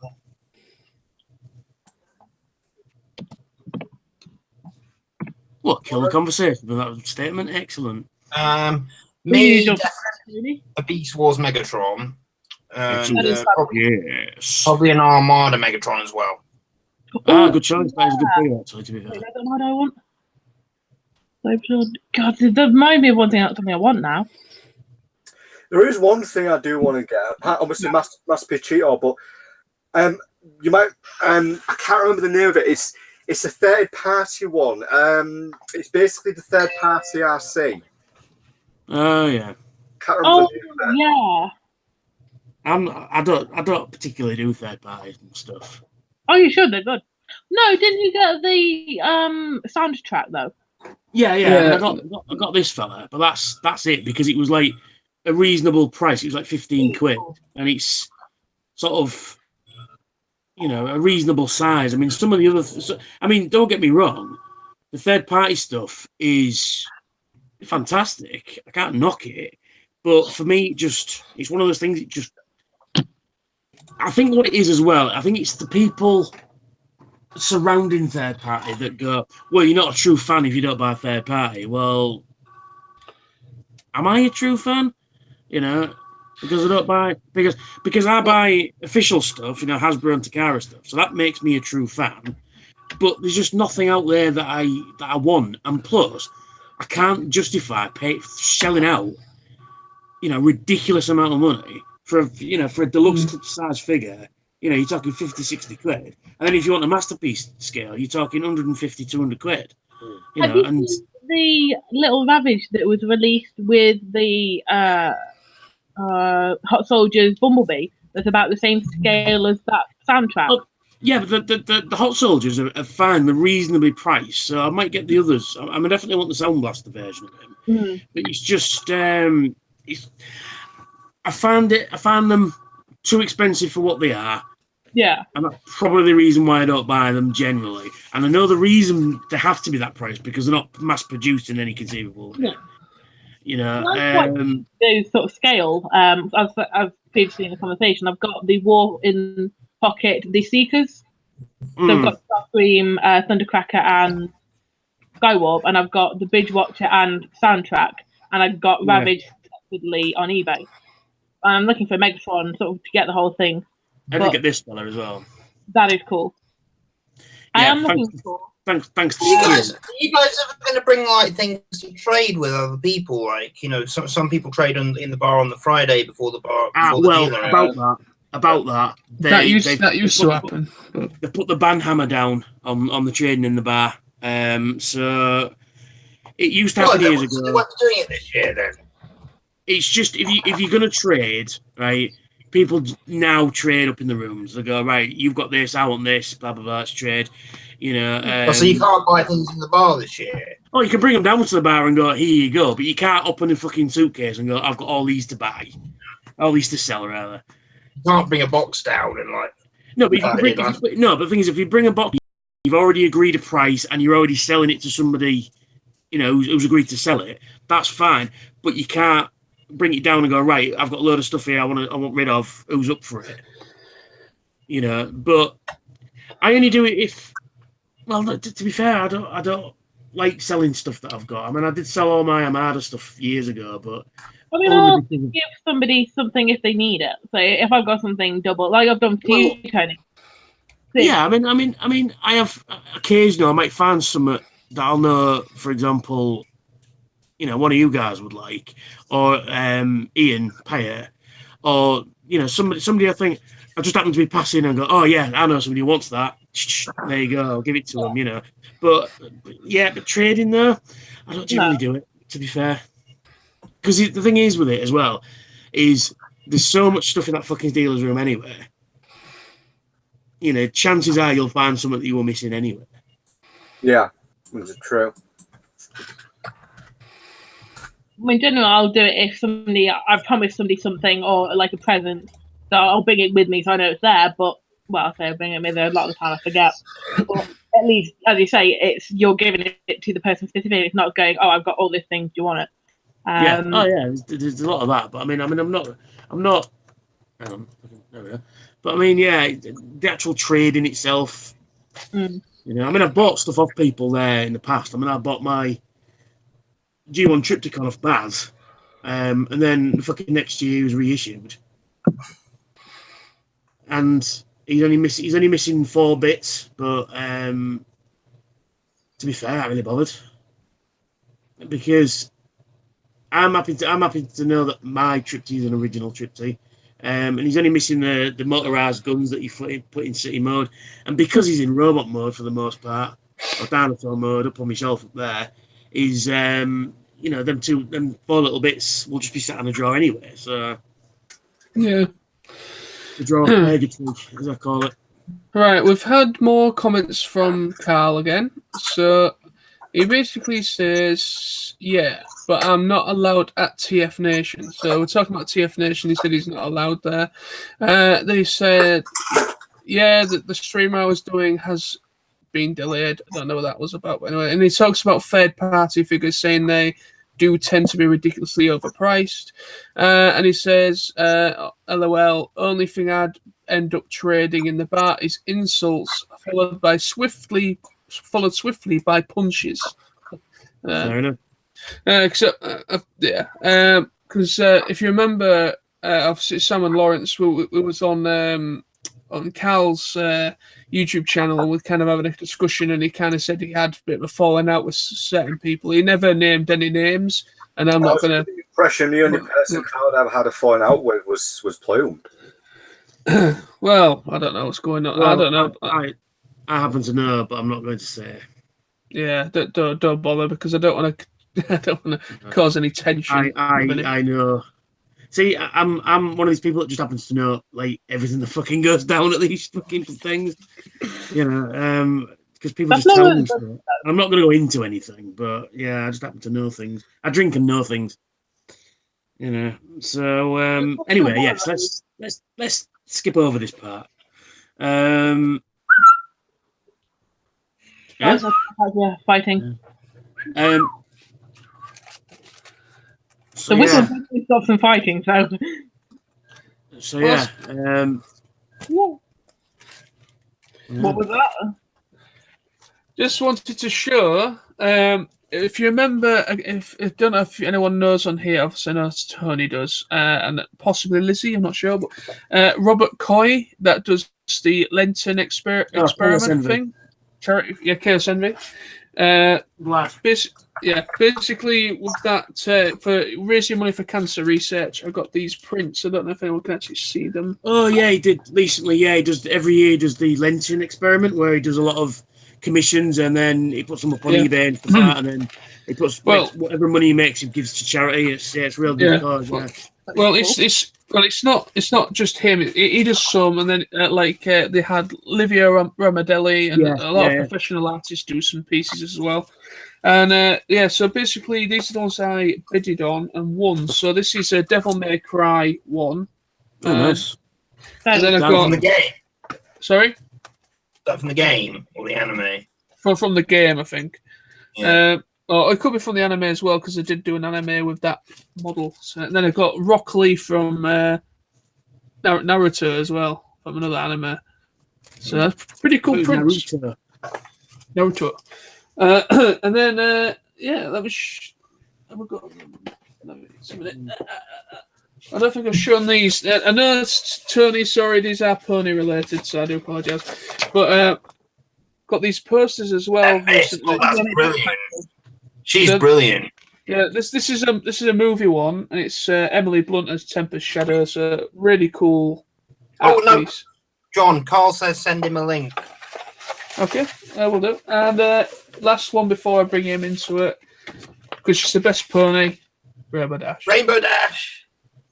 What do you think of this, Rainbow Dash? 20% cooler. Yeah. Right, okay. That worked off. This is the ball cube that I did. Right, so you're sorry. I was saying this is the ball cube that I've done. That I did. Right. Apparently, God said. Carl said, "No, I've never fell out with the plumes. It's more to do with snowflakes." While we're waiting, I'm just going to go for a nicotine break. All right. All right, mate. All right. Yeah, it basically said it's to do with snowflakes. So people that are a bit sensitive, I don't know. I don't think anyone would have needed that definition. I don't know. But anyway, so right, Carl wants to come in apparently, so I'll send him a link if he wants to pop on. I don't know if 5 will be too many for the stream to handle though. Yeah, it should be all right. I'll try it, but if it starts shutting down, then we know got 5 people on, because there's me, you, Tony, Lawrence, and Liz. That's 5 people. Yeah, I know, but what I'm on about is that I think it's maximum of about 5 people anyway. I think, but we'll try it anyway. We'll try it. The other thing about, I know we were talking about earlier, but the other thing about third party is, so I've got a notification come up, and this is the thing that worries me is when, say for example, I buy something third party, and then I go, this is brilliant, do a review on it, blah, blah, blah, blah, and then look at it and go, yeah, it's not great, and then try and sell it on. My worry is, A, I won't get the money I paid for it, and B, it's not worth the money I paid for it. You know what I mean? Yeah, I can understand. Twice. It's what? It's not just the same point twice. One, it's not worth the money you paid for it. Secondly, no. What I mean is, if say for example, I buy something that's cost me 200 quid, and I put it on eBay and I only make 100, right? Or if I leave it a couple of years and then the fucking value drops down to 50 quid. You know what I mean? That's the point I'm trying to make. It's not, I won't make my money back, and then it's not worth, any money. But that's not the reason why you collect, and that shouldn't be the reason why you collect. But that's the reason why I don't buy third party. And the other worry is that, because every fucking company does a Devastator and a Predaking and a Stunticon, and you think, oh yeah, Stunticons, I'll buy those, and you buy 3, and the company that does it then goes tits up. So then you've got 3 of a 5-man team, which 2 will never be released. So then you spend 60, 70 quid each on these figures that now you can't sell because nobody wants, because they don't have the other 2. You know what I mean? I mean, the one I've got my eye on is the third-party Tarn. Again, it's expensive. That's a delightful shot there, Tony. You're welcome. I love it, but it is ridiculously expensive for what it is, and I'm not willing to pay that much for it. The problem with that is, though, not many people know who that character is. And I don't know who that character is, because I have no intention of reading the IDW comics at all. No interest. I tried reading them, and I found them dull as fucking dishwater. And I just, no. And so the problem is, even if, for example, I bought that character thinking, oh, this is a cool-looking dude, I'll buy him. Then again, the problem comes back to, oh, well, I don't really like it anymore. I'll stick it on eBay. Not many people might not know who that character is. Again, I'm lumbered with a character I don't really like. I don't really know. You see the problem? I wish they would make, and they haven't, and I know why, is if they made an animated Yoki-tron. Because then you could, I've already got most of it anyway. So this is the thing with third parties. All the companies all jump on the same bandwagon and make the same fucking figures. They all do Predacons, they all do Dinobots, they all do fucking, instead of one company going, oh, right, you know what? These guys are doing this. Why don't we do some animated figures that weren't produced? Why don't we do those? Fair dues. I might buy those. But no, it's everything has to be fucking Predacons or Stunticons or Constructicons. You know what I mean? Actually, Tony, I don't know if you've seen this. The rubbish that's about the size of a cassette. I showed the guys earlier, but got the what's it called? Oversized or something? No, he's the Oculus. Oculus Jaguar, I think. So he's about the size of a normal cassette. Ooh. See, I might buy that. He does transform. I can't be able to do it because it took me an art complete. But you see, because I might do that because it's a little bit different. Yeah, it's a little bit different. But I say stuff like that. It's things that are third party, not official. But as you say, they're outside the box. They're not just they're standard. Same with this fella, right? Scorpionator, who is a reference to Action Master Devastator's partner, but he transforms into a cassette, and I'm like, well, it's a cassette and it's masterpiece scale, and it was only like something like 15 quid. I thought, you know what, I'm having that, and it comes in I'll put the box away, but it comes in a sort of G2 style, Action Master style box.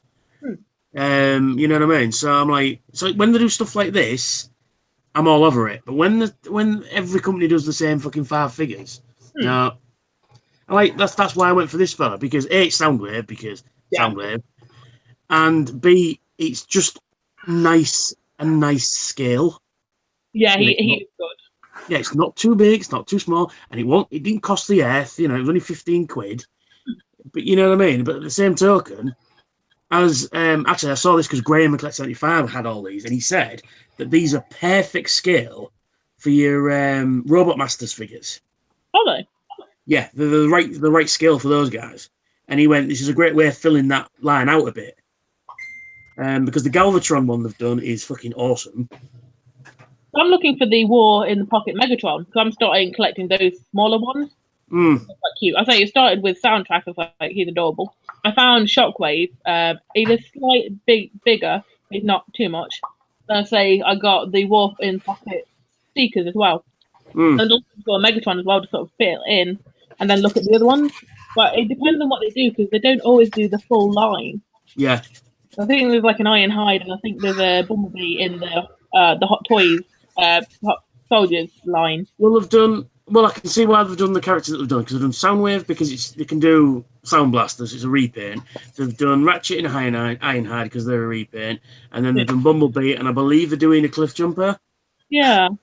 And I think I've seen the Ironhide. What makes those figures different is the fact that the boxes look like the original G1 box, and you flip them over, look like the white box reissues as well. You know, the book box reissues from about 2003, those ones? Yeah. They are fucking, and I went, oh, you know what, that's cool, I'm having it. Fucking yes. And I believe the Soundwave, the laser beak that comes with this Soundwave is the smallest laser beak there is. Because the world's smallest Soundwave, which I don't have, which I really need to get, comes with that the is a pain in the backside. Yeah. I've seen it. Sorry. I've also seen the world's smallest Ravage, which is even more of a backside. And the legs are like that big, and it's like, oh, so cute. I sneezed and swallowed it. Yeah, well, he would live in his chest. He would never be let out. I have transported him and then nearly swallowed him. So, nearly swallowed him? How do you do that? You just inhale him? Like that. Oh, well, he's only like that. I'm tiny. I went, oh crap. What are you doing putting it in your mouth? I don't understand why it's near your mouth. It was that. I sneezed when like that. Well, then you sneezing outwards. Sneezing outwards, not inwards. I'm just trying to figure out the physics and you know the maths involved to get your hand into your mouth. Because the immediate reaction is like that, and it chucked it. Yeah, it wasn't fun. Yeah. All right, guys, talk amongst yourselves for a second. I'm just going to make a cup of tea. Carl's coming on in about 5 minutes or so. So, yeah, all right. Tea. It won't be a moment. Bye. Shush. Don't do anything incriminating. It's my channel after all. Please roll anyone. There goes my what now? What is that? Is that one of your donuts you're going on about? Swiss roll. Swiss roll. Chocolate Swiss roll. Oh, love you, Lawrence. Anyway, right. If you two want to be alone. Tea is needing me. I need tea. I need fucking half a bottle of whiskey, I think, tonight. You don't need Tony. I don't need it. I want it. Go on, let's fill his channel with copyright music. Do not tempt me. To YouTube. Let's see if we can get it this on band, shall we? Yeah, let's see what I can find. So Lizzie, God, how have you been, lass? Not been the best time at work, to be honest. Been very busy with like bank holidays and stuff. I'm very glad I actually got the time off when I did because we started training. They started training me on more stuff, so I know things. They'll need me for doing the work, and there's like, yeah, no, I am on holiday, so yay. But no, it's been very hectic with sort of all the snow that had come over. We got more influx of sort of instructions, people crashing vehicles, fires, and all that, and it's a job. Oh, you see, it makes me laugh because luckily in Hull we didn't get much snow. We got a bit, but we didn't get much. And St Stephen's, the centre I work in, everybody managed to get into work except for fucking which one is it? A real burger place, real burger car.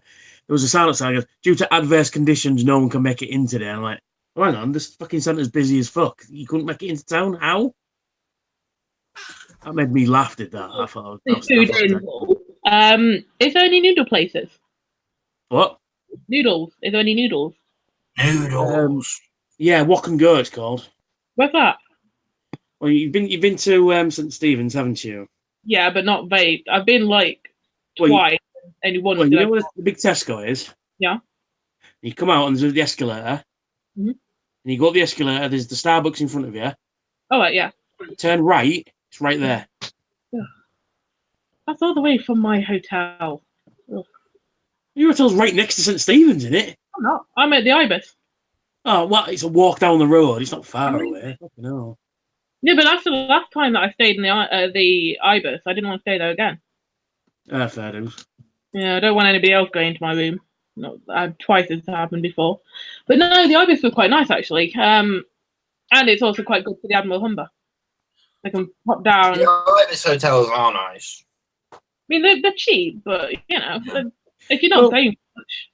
I've said this before about hotel rooms. As long as they're, like how much they are, as like cheapest ones, as long as they have these requirements. Number one, it's clean. Number two, my sheets are clean. And number three, there's breakfast. Yep. Sorry, number four, a shower. A shower is most needed. That would generally help. No, Other but than that, last time I had to pay for my breakfast separately. This time I got it in the deal. Good. So means Is that for TFN? No, this is Lizzie's on about coming to Hull. Yeah, so yeah, I went down to Hull in February earlier this year. I can't remember. And then I stayed at the Ibis, and I had to pay for my breakfast at the time, which is fine. But I paid for the weekend and completely forgot. So well, you should have gone to fucking Witherspoon, which is just round the corner. I got a breakfast from there. Well, when I came to Doncaster for Digicon, I stayed in like a Premier Inn place, but I didn't buy breakfast there. I didn't have like a proper breakfast. Yeah, I just bought stuff from the shop the night before to snack on in the morning, and then had 2 boxes of noodles at the convention. Yeah, that always happens. I mean, I got I paid for the whole thing purely thinking that I'd actually pay for the breakfast, and I didn't. So I spent most of my weekend quite hungry. Hello. Hello. What's up, niggers? Alright. Oh, where'd you get up to anyway? Last thing I knew, you were on about third parties and shit. Yeah, about there, third parties and literally shit. Well, yeah, I mean, third parties are shit. I mean, I've got like 2, and they're not even third parties; they're just add-on kits. Because I've got City Commander and that's when third party I feel is is at its best. When they're getting replacement heads that look more like the cartoon or the comic books or whatever, or the City Commander sets, stuff like that. That's when third party works well. Like Cup with the Saga, all that sort of stuff. I mean, I've got that with the cigar. I got City Commander. I got the Battle Tanker. Was it G2 thingy prime into the Laser Rod Optimus? Oh yeah. After that, I've not got. I did used to have all the Quintessons, but I flogged them on eBay to this cheeky bastard. Who, when I put a thing on, just saying like full Quintesson core. Every character that they made for the Quintesson core. When these figures are probably like third, fourth hand by the time they get to you. So, they're quite old, they're a bit dusty, they've had a little bit of damage on them and stuff like that, which is why you can have the entire lot for 50 quid. And this guy paid straight away. He was like, buy it now, 50 quid, fine, fuck you, and I sent him off to it. Fuck me, the cheeky bastard sent me a message going like, oh yeah, and there's some damage to one of the figures. And I'm like, well, it was packed well enough, so it's not my fucking fault. Set that up with Royal Mail. And he's like, oh yeah, look, and he sent me this photo, and I'm like, looking at it, like, what am I supposed to be looking at here? Yeah. I sent him a message back, and he's like, oh, can you see this scratch on the top? And it's like, oh, fuck you, they're like nearly fucking 15 years old. This is the reason why I don't do eBay anymore. I don't buy off there, I don't sell on there. And this is the reason is, like you, Carl, I had a handful of Transformer weapons that were just floating around. I didn't know who they belonged to or anything like that. And one was slightly discoloured and it had a teeth mark on it or something, or some teeth mark. I don't know where they come from. I don't know how old. I don't know if somebody gave me them or anything like that. I just had them kicking around the house. Are you sure it was a weapon or was it Hitler's knob?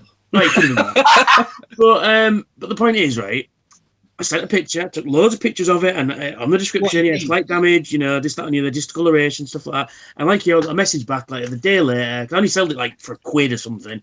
And he goes, oh, it's discoloured, this, that, and the other, I want my money back. I said, really, £1? You're gonna send me all the way back just for £1? Really? Yeah. Well, I mean, other than the cheeky bastard, it's basically I got rid of him by saying, well, look, I put plenty of photos on, I described the condition of them, and, as it said, any questions, please ask before bidding. Yeah. So tough shit. If you don't like what you bought, you should have looked at the pictures a bit better then, shouldn't you? The only other one I had was somebody who tried to fucking Jimmy Chin me he bought a Yu-Gi-Oh card off me. I sent it by recorded delivery. He got it 2 days later, signed for it, and then tried to say his money back. Yeah. I said, turned up, and I just went, here's your signature at your address. Go swivel on it, bitch. Yeah. Similar thing to me. Back in 2007, when Hull had a bit of a flood, shall we say? Yeah. We had a bit of a flood around here as well. Well, I didn't. My mate did. He lost his house. Yeah, so we had a bit of a flood, right? And I'd sold this comic on eBay. It was a double that had got in a big pack. A man bought me years and years ago, fucking QVC of all things. Was it one of them Star Trek ones? No. It was a Spider-Man one. It was Spider-Man. It was a fucking pencil cover, it's a pencil sketch cover, and it just happened to be. They sent me 2 of them. Yeah. And I just thought, you know what, I'll sell this on eBay. So if I get 10 quid, I'll be quite happy. Yeah. So I put it on, blah blah blah blah. This, that, and the other. Sold it for like 21 quid or something like that, right? And then and I messaged the guy and I went, look, I said, as you probably know in the thing, we've had a bit of a flood. All the post offices are shut around near me. As soon as it's sorted out, I'll send it out to you. And he said, yeah, I've seen it on the news. It's pretty bad. Yeah, no worries, right? I know where this is going. Right. So, and then after it had, got back to normal and everything like that, I sent it out, right? Sent it in a stiff envelope, like that, recorded delivery, all the rest of it. Yeah. And then sent it out, and that was it. That's where I got my money, and jobs are good. So about 6-7 months later, I get a phone call from a debt collecting agency going, "Oh, you owe eBay £18.40." And I went, "What? For what?" "Oh, well, for an item you've sold. Apparently the buyer didn't want it and sent you it back." And I went, "Well, he didn't send it to me." Right. So I argued fucking for about 45 minutes with this woman over the thing. No, I've told you with debt collectors, you don't even have to fucking speak to them. No, but and I'm like, well, yeah, I know, I know what you mean, yeah. So I argued like fuck, and I said, well, I tell you what, I said, you can go fuck yourself because I ain't paying this. Because as far as I'm concerned, I've sold it, job's a good one. So anyway, I messaged this guy back, and then he messaged me like literally about 2 or 3 days later and went, "Oh yeah, that comic, yeah. Well, it came and it was ruined and this, that, and the other, blah blah blah blah, and it was all ripped up." And I went, "Well, it can't have been because it was fucking sealed." Yeah. The Dynamic Forces sticker on it. I'd never even opened the package myself, and I put it in a stiff envelope. You know, there was no way this thing could have got damaged. Yeah. And I said, "I'll tell you what, then, if you're not happy, send me it back. Send you the money back. Not a problem." And that was 10 years ago, and I've not had anything since. No. Mind you, I was quite proud recently. Somebody bought one of my restored cars. Oh yeah, I've been seeing you been doing that. Yeah. Yeah, I had a Ford Capri, but it weren't in the same scale as all my others that were in 28mm scale. I wouldn't have got it if I'd have known it were in 28mm. But I did it all up and everything, and you know, fixed it and polished it and all stuff like that. Banged it on eBay, and somebody bought it, and it was like, you know, so maybe there might be some money in this after all. Yeah. Wait, are we talking like small cars, or are we talking like life-size cars? What they call it, like Matchbox and Corgi and Hot Wheels and stuff. Yeah, Matchbox, Hot Wheels, and yeah, we all remember those. Yeah. I mean, I've got where is it? I've got this case here that's got stuff in there I'm working or going to be working on. Okay. Yeah, so it's what they call it. And then I've got a thing I've set up here with all the ones I'm keeping in it, like a display case that I've made. So done that, but it's like I say, it's some people. You what? Yeah, do you keep all your Nerf guns, Carl? I've got them. Yeah, I'm thinking about flogging them though because I can't go out nerfing anymore.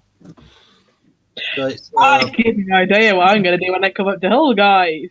I've been. They've got the Nerf place near us. Yeah, there used to be one in Doncaster. Or there was supposed to be one getting set up on Saturday. Yeah, there was supposed to be one getting set up in Doncaster, but the people that did it basically they realised that the business they were already running wasn't making any money, so they just did a moonlight flip one night and shut the shop down and disappeared. Yeah, so there's like a football place, an indoor football place. But there's no like Nerf gun. It's like I say, I've started going what they call it, you know, like to the firing range and you know shooting pellet guns and stuff like that. Cool. Mate, and that's a lot easier on me than fucking Nerfing because it's like I say, I can't be running about and stuff like that anymore. So it's not exactly much good having fucking Nerf guns when I can't do all except just sit and shoot at things. You know, I might as well just get a fucking pellet gun. Yeah, you might as well just get a fucking Xbox. You can do that. Well, the funny thing is, I've got a few sort of air guns. Yeah. I bought them from like seaside places. There's always they're not. No, not them. Not that sort of air gun. Proper air guns, not pellet, not PG guns.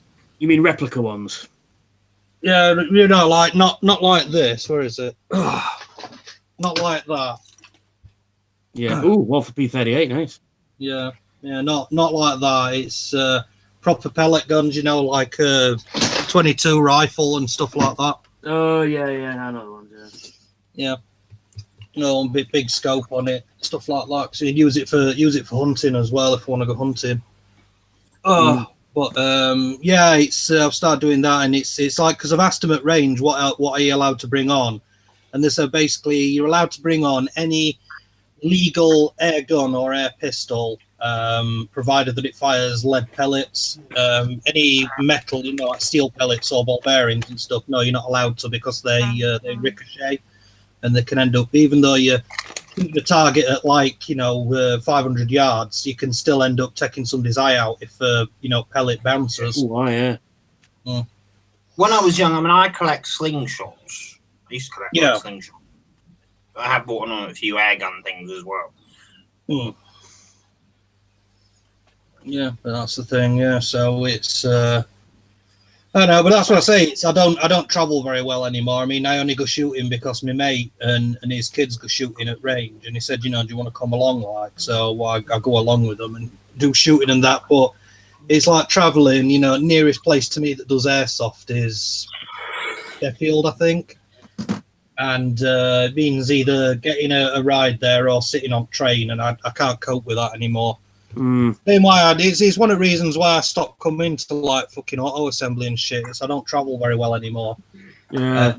You know, it's like I say, I can't stand with the thought of coming back from Birmingham and having to stand up all the way because I won't make it. I'll need carrying off at fucking train when I get back to Donnelly. You can always get the bus like we do. Yeah. Well, no, it's the same. It's the same thing. It's I get what you mean. Yeah, I fucking hate going that bus. Yeah, but it's not that. It's just like even sitting when I'm sat at home. At least when I'm at home, I can get up and move around and fidget and whatever. Yeah. Whereas if I'm sat on train or bus, I can't really do that. Mm. You know, it's like I can get up. I mean, last time I come down, I had to put my luggage in the fucking luggage rack, and had some stupid fucking bin come trying to pull my suitcase out so that she could put hers in, and ended up dropping fucking somebody else's suitcase on her head. You know, and then she's like still going like, oh, this one's so heavy, and I'm like, well, it's not yours, so you shouldn't be fucking touching it, should you? Yeah, I remember that incident. Yeah. Yeah.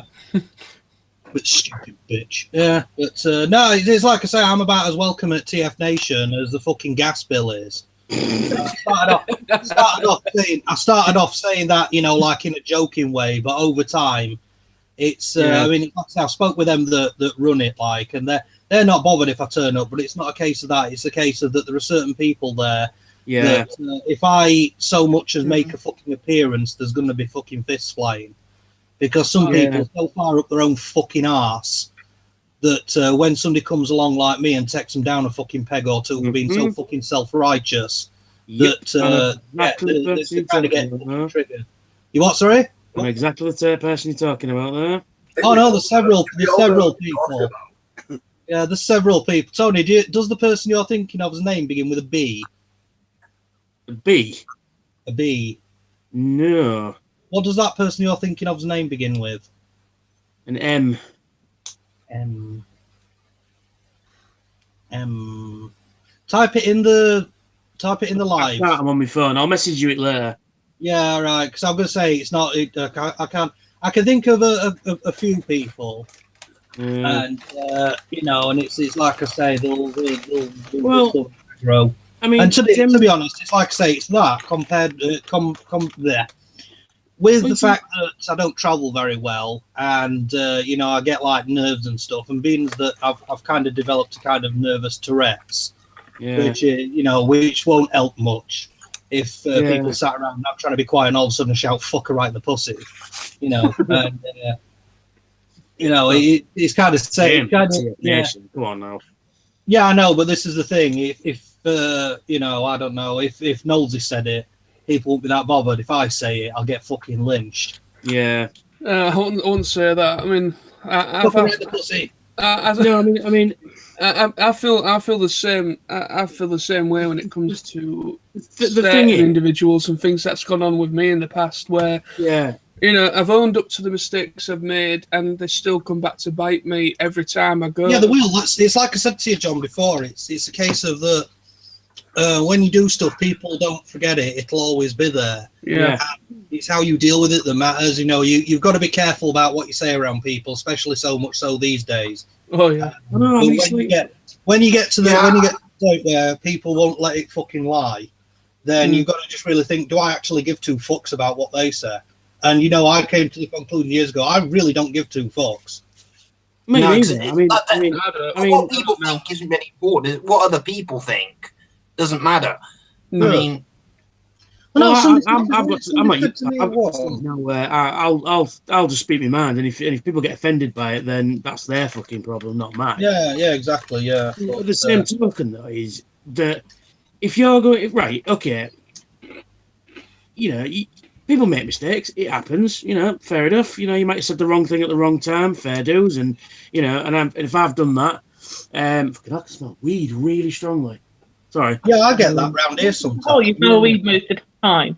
I tend to. I don't. So now, I tend to be wary of what I say, but I know the difference between you can say something. Sometimes you realise you might have said something someone might have heard you and might be offended by what they've heard you say. If you go up to someone directly and say something that is going to offend them, then that's different. Right, there was an incident last year, right? You know, I do all the videos and that leading up to TF Nation because because Ray used to do it years ago, and I thought, you know what, because Ray doesn't do it anymore, I'm going to do it, and I've done it every year since about 2013, I think it was. So, and I quite enjoy doing them, and I get the piss taken out of me in that. And then there was a guy, Rich, a Zot rider, who quite spectacularly took the piss out of me, right? And I went, shook my fist at him, and I went, well done. Shook his hand at TF Nation and went, well done. I deserve taking down a peg once or twice, but I can laugh at myself. You know what I mean? And there was another lad there. I'm not going to name names, but he took the piss out of him, and he fucking hit the roof like proper seething despise for what Rich did. I know exactly what you're talking about. Yeah, and Rich was like, because I said to him, fucking hell, dude, he's only having a laugh, for fuck's sake, and you can't come to this thing and have a laugh, then you shouldn't really go into this thing. And then he was on about, and this same guy was on about how much money he's got to spend, and I'm like, are you trying to make us all feel bad because you've got like X, Y, and Z amount of money? It doesn't matter how much money you've got. It really fucking doesn't. Are we going to go down there and buy toys? Yes. Are we going to go down there and have a few beers? Yes. Then it doesn't matter, does it? No. But he's going, well, I've got X hundreds of pounds and I'm going to buy this, that, and the other and stuff like that. And then this fucking guy, Rich, oh, what a bastard. I'm going to fucking kill him when I see him. And I'm like, there's no need for that, is there really? Come on. You know what I mean? Well, yeah, you always get somebody there that basically they go on about money and shit, and it's basically turning into a dick waving competition. Yeah, you might have like fucking 10 grand to spend, but it's like I might have only gone with fucking 150 quid, but I'm going to make sure I get the stuff that I want. That's it, exactly. You're not going to wander around with 10 grand in your pocket and you're just going to buy random shit. That's it. I mean, this is one of the things why I say on my video. It's like, it's not how much you take. It's like, right, I want this, and this. Fair enough, you go buy it. But I think when you've got less money, it makes you think about what you're buying. Because when you've got like a pocket full of cash, you'll buy anything. I spoke to several people last year who knew of one thing they wanted. In some cases, that was the only thing they bought. Yeah, I bought more or less a shit ton of stuff last year. But that's because there were several things I wanted. And also there was stuff I wanted I didn't know was going to be there. Yeah, but I think most people put the social aspect first, and you should really do that. Well, that's the thing now. I mean, it's got to a point nowadays where, I mean, I've been doing this 9 years. This will be my 9th one in a row. So, it's my 8th this year. Well, that's it. So there's the social part. And I mean, one of the reasons why I go every year is to see my friends that I don't see. And that's the reason why I go. This is one of the things I like about people who go around waving the fucking money about and shit. It's like, well, if you go in there just for the because you've got the fucking money and you want to buy all shit, like you want to mint in box, G1 Star Saver, then yeah, fair enough. You're gonna have to be paying a lot of money for that, whatever. But if you're only going there just to buy shit, then what's the point in trying to engage in the social aspect of it? That's it. If all you're going to do is come down and do the fucking, like, oh, well, I've got this, that, and whatever. All right, so have you watched so-and-so? What do you think about this? Well, I've bought a Star Save. I don't give a fuck what you've bought. Only thing I give a fuck about if somebody bought something is if there's like only one of them and I wanted it, and they come and say, oh, I bought that, and my answer will be, oh, you twat. Yeah, which isn't a playful thing because everybody does it. Yeah, exactly. We've been doing it since the first one. It is nice to talk to people about what they've bought, but it's a good sort of social. Like it's good that like everyone gets to go and show off the stuff they've bought. Well, but like I think it's not start being a dick about it. Well, most people do that to TF Nation and that. The last time I came down to Auto Assembly for like the full week. I mean, last time I came down to Auto Assembly was when me and Kev came down just for Saturday. Yeah. It's like I come down and I wanted Metroplex. I got Metroplex and a few others. Then we went back up to Donny. But last time I came down for full weekend, I actually got moaned at because I didn't, you know, like I bought stuff and I'd take it upstairs, sort of thing, you know, because I don't like carrying shit around with me. I got moaned at because I didn't come and sit in bar and sit playing with fucking toys there. And it's just like, well, I don't want to be carrying shit around. That's it. I mean, I don't mind sitting down and going, oh, I bought this, blah, blah, blah. Have a quick beer, right, I'm going to get this upstairs. It's usually my MO. Or most times, I buy something and go take it straight upstairs. Yeah. The worst thing in the world for me, right, is you sit down in the bar and you see all these fucking people, they're ripping the toys open, they've got fucking parts everywhere, and mostly third-party stuff, and they've got tiny, tiny little accessories, and they're spread all as far as the eye can see over the tables. Yeah. My fucking worry for these other people, this is my OCD kicking in, is how fucking pissed off would you be if you sat there in the bar and you're playing around with it and you lost one of the bits and you got home and couldn't find it and you lost it. Yeah. You know, you spent £300 on a fucking third-party fucking G2 Megatron, for example, and you've lost one of the bits. Now you can't sell it as complete if you need to sell it. How fucking pissed off and upset would you be? Because me, I mean, anything like that, maybe I'll open it up and have a quick look and go, oh, that's pretty cool, but I'll shove it straight back in the box and whap it straight upstairs. Yeah.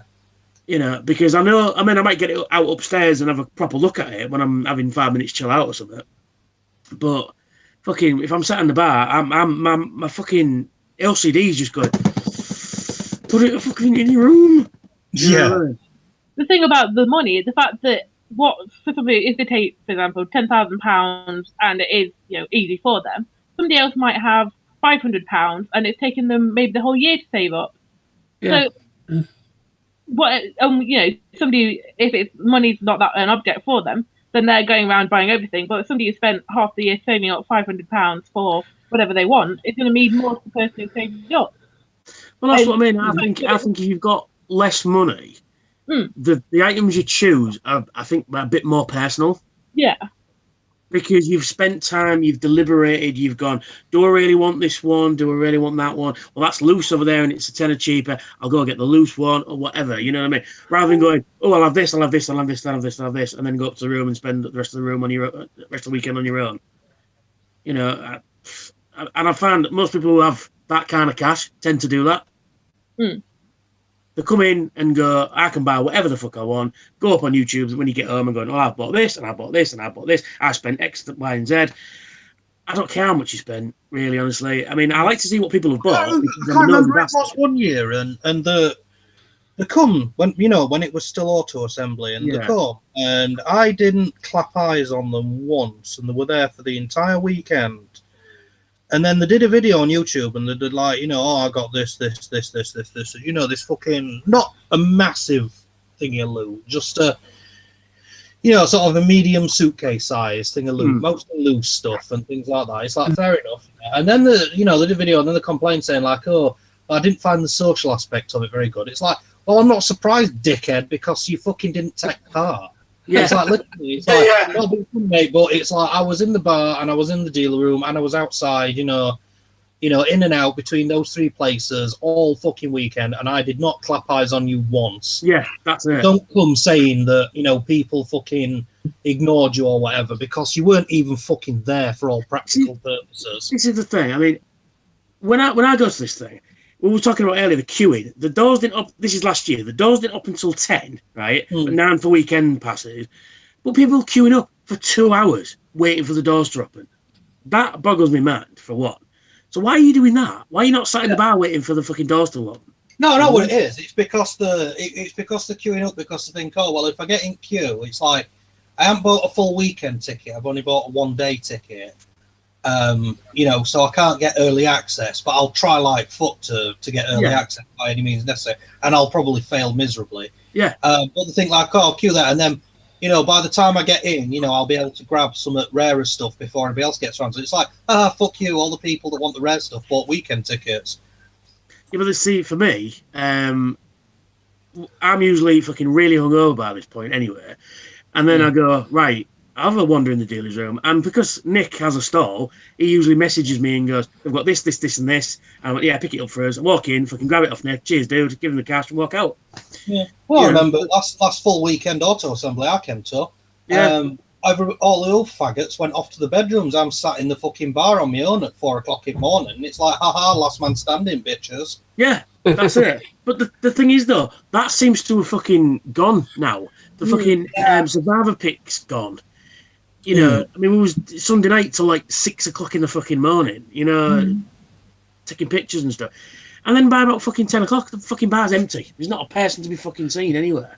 It could be a case of that people kind of object to paying £6 for a fucking pint. I was just going to get to that, yeah. And disappearing up to people's rooms to drink and whatever. And well, let's face it, to drink and take drugs, which a lot of people fucking do. I'm not mentioning any names, but they're very lucky that the police didn't decide to come down one year when I went and I know as well, because somebody was doing it, and remember we was talking with Anton in our room, and then fucking security guard boom knocked on the fucking door. Oh yeah, I remember that. Complained with the noise. I'm like, yeah, there's only fucking 4 of us here. What noise? When he's chatting, and he's like, oh, okay, and he looked at us all like, because said person was about 4 doors down from us. Yeah. I mean, that's fine.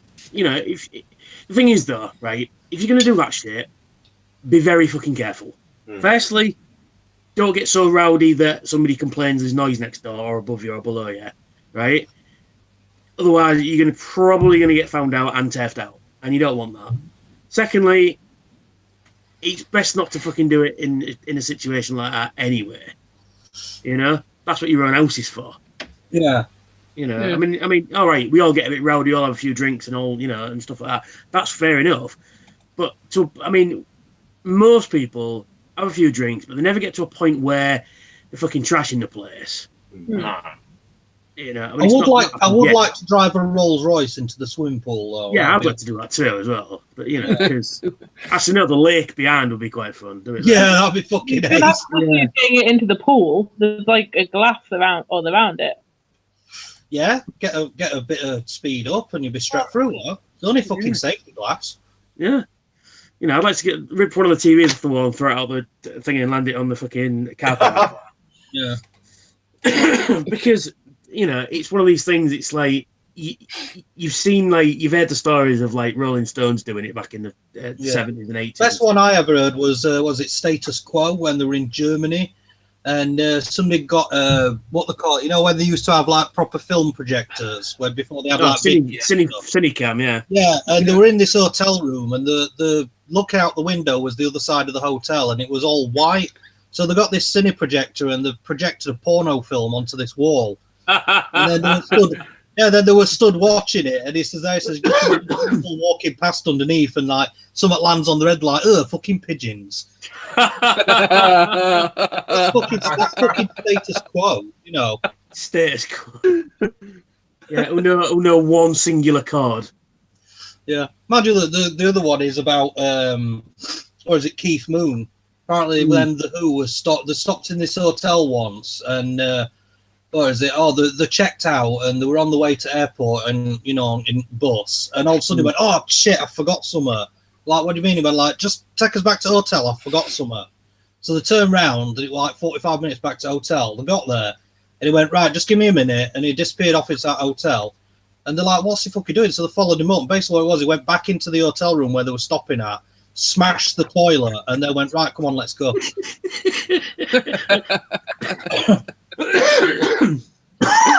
Nice. Yeah. Keith Moon raves. Yeah.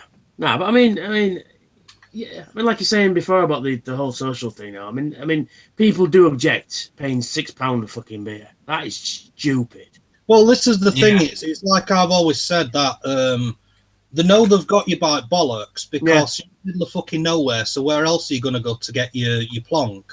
Yeah. You know, it's same. Do you remember the first year? Do you remember the first year it was at the Hilton and they wanted, what were it, £7 for a fucking fish finger sandwich? Yeah, £12 now. I think if you're lucky enough to have access to the executive lounge while you're there, it can save you a bit of money. No, but the thing is though, you're not really. If you've got access to the executive lounge, you're paying more money for your hotel rooms. You're not really saving anything. Yeah, basically you're robbing Peter to pay Paul. That's all exactly, it is. Yeah. I mean, the thing is though, if I did have access to the executive lounge, I would make sure I drink that fucking place dry every night just to get my money's worth. Well, put it this way: if I was doing the whole fucking executive lounge thing, I'd expect there to be fucking strippers and everything. Yeah, exactly. It's like it was like, oh, it's the executive lounge, right? What's executive about it? Oh, the bar's cheaper. Oh, right, okay. So I'm paying extra for my room to go into another room where the bar's slightly cheaper than the one where everybody else is. You know, come on, you're gonna have to try a bit better than that. Well, there's strippers and there's lounge of strippers, strippers, like dancers, full sex basically. Yeah. Massages with happy endings. But the thing is, though, right? And then I've been told this directly as well, because occasionally they've had discounts there, but 10% of expensive is still expensive. Yeah. And then they can't do the deals for us because then what if other people at the hotel, for the quilters and the Faith Connors and all, well, the Faith Connors don't even fucking drink anyway. So oh shit! Why could there not have been the fucking Faith Con there last time I went? Oh yeah, last time I went, it was fucking World of Quilts, and they they were there for what was it? To be fair to them, they weren't there the full weekend. They fucked off. Yeah. They basically their main day was that they had Friday, Saturday, and then they all fucked off. Yeah, but the thing is, to be fair to them, they're quite inquisitive and they're quite, engaging with you. They're quite, they're quite nice people. But it's mainly it's nice old ladies, isn't it? Little old ladies that go, there's lots of nice young men floating around, all that sort of stuff. Like, hello, Grandma, are you loaded? No, well, fuck off then. But what I don't like is the disapproving looks you get from the Faith Connors. That's what really annoys me. It's like, well, I'm doing my thing. You're doing your thing. If I come down for that TF Nation and there was a Faith Con there, fuck buying Transformers. I'd spend all weekend annoying the shit out of them. I would pay you to come just so I could watch you do it. Yeah, I would as well. I would pay for you a ticket just for fucking sit there and just go, what's he gonna say now? Fucking YouTube in every fucking moment of it going. Yeah. It's like that when I come with 2010 when it was still at Holiday Inn, and on the Friday they still had it was something to do with, I don't know whether it was Sally Bash or something like that, and I can remember coming through, a group of us come through from outside from having a fag. I can't remember who were there. There were a lass there, I forgot what she's called, quite good looking. Who's that? Yeah, that's it, yeah. I just spotted that and I went, oh, fuck me. I said, Bible bashers. What do you mean? I went, it'd be great if, like, while they're having the conference, we can all, like, bust in with, like, plastic tits on his heads going, we are the lads. We are the lads. Fucking hell, killing me there. No, that'd be hilarious. That would be hilarious. I'm going to be going in about 10 minutes because the other stream that I'm doing is starting. All right. About past. So where are we? Just setting up the last bit. Yeah, he just sent me a message saying he's setting up the last bit. Okay. So if you've got any questions or anything for me while I make one of my rare appearances. Oh, I've got well, it's not a question, Carl. It's a bit of good news actually. You remember the YouTube problem I was having last time we spoke? Yeah. Yeah, I've sorted it. I basically emailed eBay directly and told them it was delivered. Here is the tracking history. Here is a signature confirming it was delivered, and they've basically said, "Oh right, yeah, it was delivered," and end of problem. Yeah, that's all you needed to do, and good. It's good that you got that sorted out. Yep. So I am no longer having to worry about paying money to them that I should not have paid to them. Well, yeah, you don't owe eBay fuck all. Nope. No. Oh yeah, eBay fucking. It was not last year before. I sold a few things. To give me extra spending money for TF Nation, and then I sold a few bits and pieces and stuff like that. And then a fucking another debt collecting agency rang me, right? And then rang me every day while I was at work, every single day at the same time at fucking 1:31, right? Every day with fucking 100 messages. And then one Saturday morning, it was my day off. I get a phone call at fucking 1 minute past 9. I thought, who's ringing me up at this time on a Saturday morning? He's going to die, right? So I went, what? Right? This fucking thing. And he goes, oh, yeah, well, I'm ringing on behalf of eBay. I'm this such and such debt collecting agency. And I went, right. And I went, we've been trying to contact you. So, it's you, the bastards, have been trying to ring me every day while I've been at work. Fair enough. Okay. Explain. And they went, oh, well, you owe eBay £17 something or other in seller fees. And I went, you mean the seller fees I actually paid to eBay? Oh, well, there's no record of that. And I went, well, the fucking is, because it's on my PayPal account. Yeah. And I went, have you got an email address there? And they went, well, we don't like to give it. I said, have you got an email address there? And he went, begrudgingly give me it. Fucking screenshot my phone, sent it straight away. I went, there you go. Do not fucking ring me again, or there'll be fucking hell on. Mm. And then 2 days later, fucking, I think it's Tuesday, ran me back and he goes, oh, yeah, well, we're ringing on behalf. I said, you're not, because I've just sent you the fucking picture the other day. You don't believe me? Fucking check your email account. Yeah. I was fucking through the roof. I said, how fucking dare you ring me on a Saturday morning? I just want to say one thing before Carl goes about the whole FaithCon thing. Last time they all came, there's a funny story, and Sam knows what I'm going to talk about. Yes. I know what you're going to story as well. Yeah. Basically, that morning, I completely forgot FaithCon was on. And I put this black t-shirt on, not thinking any more of it. Come up get dressed and everything, come up my room, walking towards the lifts, and then this family, 2 kids, and obviously mum and dad, obviously Faith Connors, and they look at me as I'm walking, and they're kind of staring at my t-shirt. They're looking at me, staring at my t-shirt, looking at me, and I was like, and I looked down, and I thought, oh, this is going to be awkward. I had my Pinhead t-shirt on from Hellraiser that said, God is busy, can I help you? So yeah, but you told me you went and changed that shirt. You should never fucking change it. No, I never changed it straight away. I had it on practically all day, and then when it got later, I went to my room, freshened up, and then changed my t-shirt. I thought you'd said you changed it because you thought you might offend someone. No. I once saw a concert I went to that they said "fuck Jesus" on it. Nice. And I'd love to have one of those and see the Faith Connors reaction to that. Right then, lads, I'm going to have to, lads and lasses. Hello, Lizzie. What the fuck was that? Right, I'm going anyway because the other guy's about to start his stream. So, Carl, see you later, dude. Thanks for coming on. You're welcome. Right, I'll be back in 10 minutes. I'm going to get a cup of tea. Yes, Faith Connors, you know. You see, now the thing is, now I've got no. You know, if you want to do that thing, it's up to you. It's entirely up to you. But don't tell me I'm doing it wrong because I'm not doing the same thing as you. Right? You know what I mean? If you're into all that stuff, then brilliant, fantastic, awesome. But don't fucking involve me. If I want to be involved, I'll get involved. You know? And don't give me disapproving looks when I've got a fucking bag full of toys that I've spent, £100 on. And then you're doing whatever it is you're doing. Yeah, if basically that awkward situation with my Pinhead t-shirt, when I got into the lift and everything, it's just just chilling silence, and I was just like, it's literally me and Sam were just like this, just like stood completely still, like no eye contact or nothing, and I was just like, if they say something in 1 second about that t-shirt's offensive, or if they say, do you believe your response to that should be the devil or something like that, and I just be like, yeah, do as it seems. Yeah, but what your response to that should be, John, is like, it's only offensive to you, no one else. Or say things like, well, I want to wear it, so it doesn't offend anybody else. Or I could have said, this is just a science fiction character from the movie.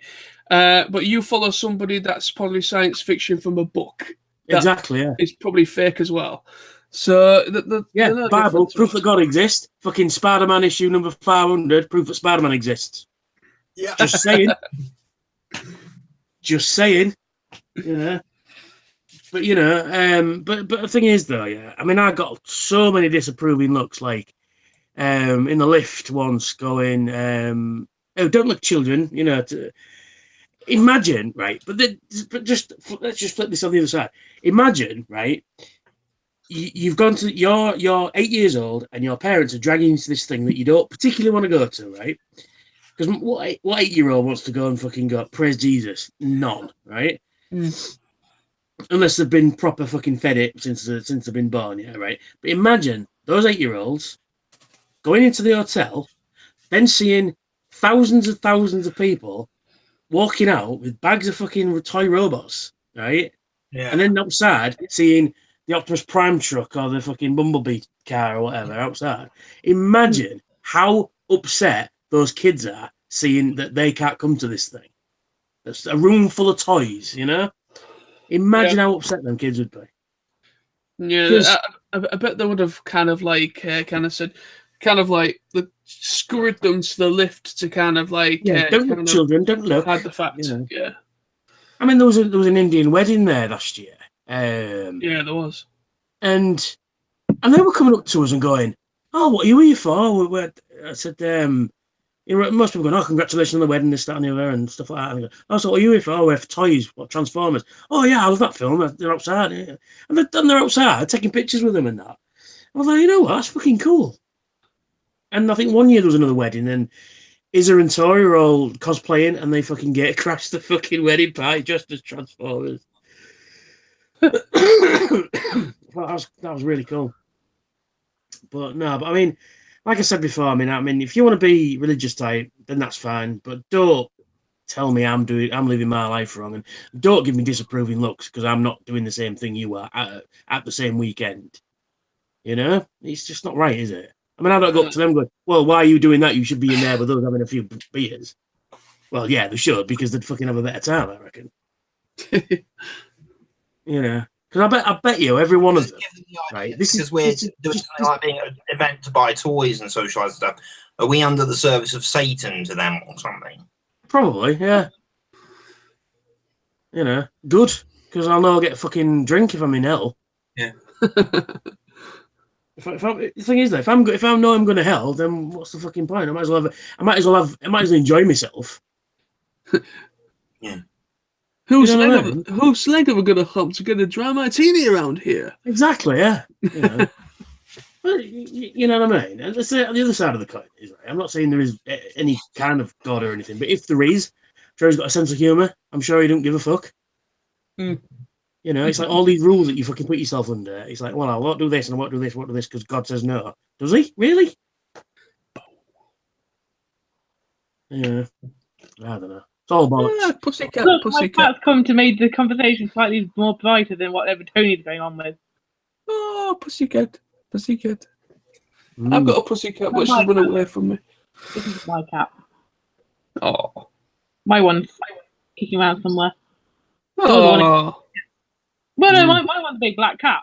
This is the female who sits on my lap and gets white fur all over my skirt. I have to get to work and try to pull cat fur off my skirt so I look like. Kitty. Do not do that. I'll punch you when I go to hell if you do that. I wouldn't. I like cats. Cats cool. Because cats are just like people because they don't give a shit and all of it.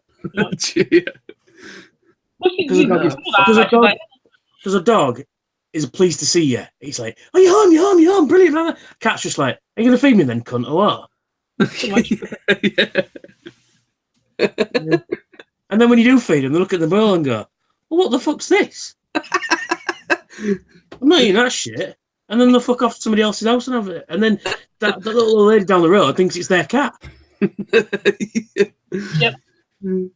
You know, but yeah. So we get that problem with the next door neighbour's cat as well. Yeah. It keeps coming in, it's coming through the cat flap and eating the cat's food. Oh yeah. Buggering off, and then the cat's kind of like staring at it like this, like, what do we do? So yeah, I'm looking forward to GFN. It's going to be good. Yeah, I am as well. It's always good. Just it's like stepping into kind of a geeky universe for a while.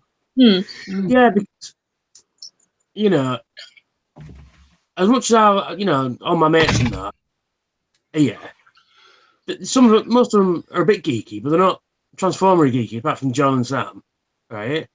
So I don't really. No, I mean he in Hull, not you know. That's what to say. I was about to get slightly offended there. No. I meant here in Hull. That's what I'm saying. Apart from John and Sam in Hull, not you lot, but just you know. And then it's, but you know what I mean. And he can't talk about the fucking figures you bought, and he John, can't. stop fiddling with the woman. What? So John, stop fiddling with the woman. John won't know how to fiddle with a woman. Thank you. I'm here all night. Tip your waitress. But anyway, yeah. So, but like Lawrence, you were saying, it's good to sit down and talk about stuff, about geeky stuff, because we all, even though we all love Transformers, chances are you don't really talk about Transformers while you're there.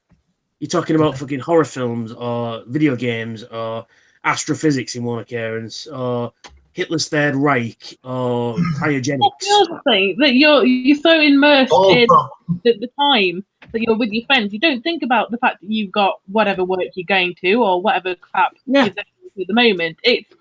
You're there to be with your friends to experience it. Whatever's gone on, whether it's good or bad, you leave that behind. As soon as you get to TF Nation, you're with your friends, you're there to relax. Whatever happens. Exactly. The outside world is going to exist. That's it, exactly that. And it's a long time to make a cup of tea. Yeah, he always does. It's probably having a wank anyway. It's probably you're right, found Liz. its room. You're right though. It is very much, you know, and we're all the same, right? When we get there, it doesn't matter. Like Carl was saying earlier about, it's not how much money you've got, it's not what job you do, it's not how big your house is and what car you drive or anything like that. We all have toys, we all have Transformers, we all sit in a fucking bar, have a few drinks, and just go, well, I've got this, or, well, did you see that fucking, you know, have you played this video game or whatever? And you just chat and be geeky and, you know, and a few drinks and that, and just let yourself be yourself for a change. And play the most offensive card game known to man. Well, yeah, but I think that's run its course a bit now. Oh, I love it. Yeah, I mean, I do as well, but I think because everybody brings it now and everybody fucking plays it and everybody knows the cast. I don't think it's as good as when we first played it. No. I think the time's come now. I mean, they've done something. They've done Cards Against Muggles, which is a Harry Potter one, and they've done Cards Against Disney as well, which is a Disney one, obviously. You know? Like, the thing is, there's so many rip-offs now. It's like, no, they're official ones, them as well. I mean, there's not including them, but there's other ones as well. There's for Teased Turtle, I think they've done something called Unstable Unicorns, which I think is the same kind of idea. Yeah. But there's your main thing, but you also got the sort of the offshoots, which are trying to be the same thing. Yeah, I mean, we need a game for the Thursday night or Friday night at TF Nation, something like that. But I mean, somebody will have Cards Against Humanity, so if you want to go play it, you can. But we end up playing. We always have a little role playing. The guys from Nottingham. We always end up playing either Cash the Guns, which is the usual one we play. We'll have, I think. Yeah, no, I doubt they'll allow us to shoot Nerf guns across the bar. But it has happened in the past. No, but Cash the Guns is your little phone thing. It's quite fun. So we sometimes do sit down to do a role playing game long into the night, and then as people start to get exhausted, we sort of do what we want. But I don't mind a bit of gaming on the Friday night and that, which would be quite good. But still, it's it's the social. I think Sunday night is probably best for game night because Sunday night, a lot of people go home Sunday. You know, the bar's quite empty. People go to bed. They're too tired. So whatever everybody's left, and Thursday night and Sunday night are the nights to do gaming. Well, so they don't have a games workshop at TFM. But no, well, you see, again, you've got. You can buy some trading cards there, though, can't you? So there's some of them do have them. Well, yeah, but I mean, if you think about how TF Nation goes, so you go to Friday, you're sort of starting the peak of the excitement. You get to Saturday, it's like the main event, and then once you sort of get to Sunday, you sort of going back down again. So sort of Friday night is kind of there's a buzz. Yeah. Some days people start going home, don't they? So. Well, like you says, people start going home all through the day Sunday, and then it kind of, even though it's still on and you still can get your autographs, still buy toys and stuff like that. There's a bit more of a feeling to it. Yeah, you get to that point where, well, I'm done then now. You just then you just weigh yourself down because you've had like 3 or 4 days of just constant going on, haven't you? Generally, what I do is, I mean, I always like to see the end ceremony because it's sort of like, you know, the book ends it. Yeah. And then after that, I tend to either go get food and then chill out for a couple of hours on the Sunday night. I mean, I did this year. I went up to the room and I was sat upstairs for about 3 hours, and I was just so tired and just so much fucking noise. My ears were ringing. I just wanted quiet time, you know. There's only ever been one. There's only ever been one convention, and it was a art assembly. I think it might have been maybe 2013, 14. And I remember you and Sam and you, Tony, should probably remember this because obviously we all went up together that year as well. And I kind of I felt incredibly weak that day going up. I just felt weak. I just felt lethargic. Just felt really low. Like my blood sugar must have been low at some point. I don't know. Or I think I didn't eat properly in that morning. I got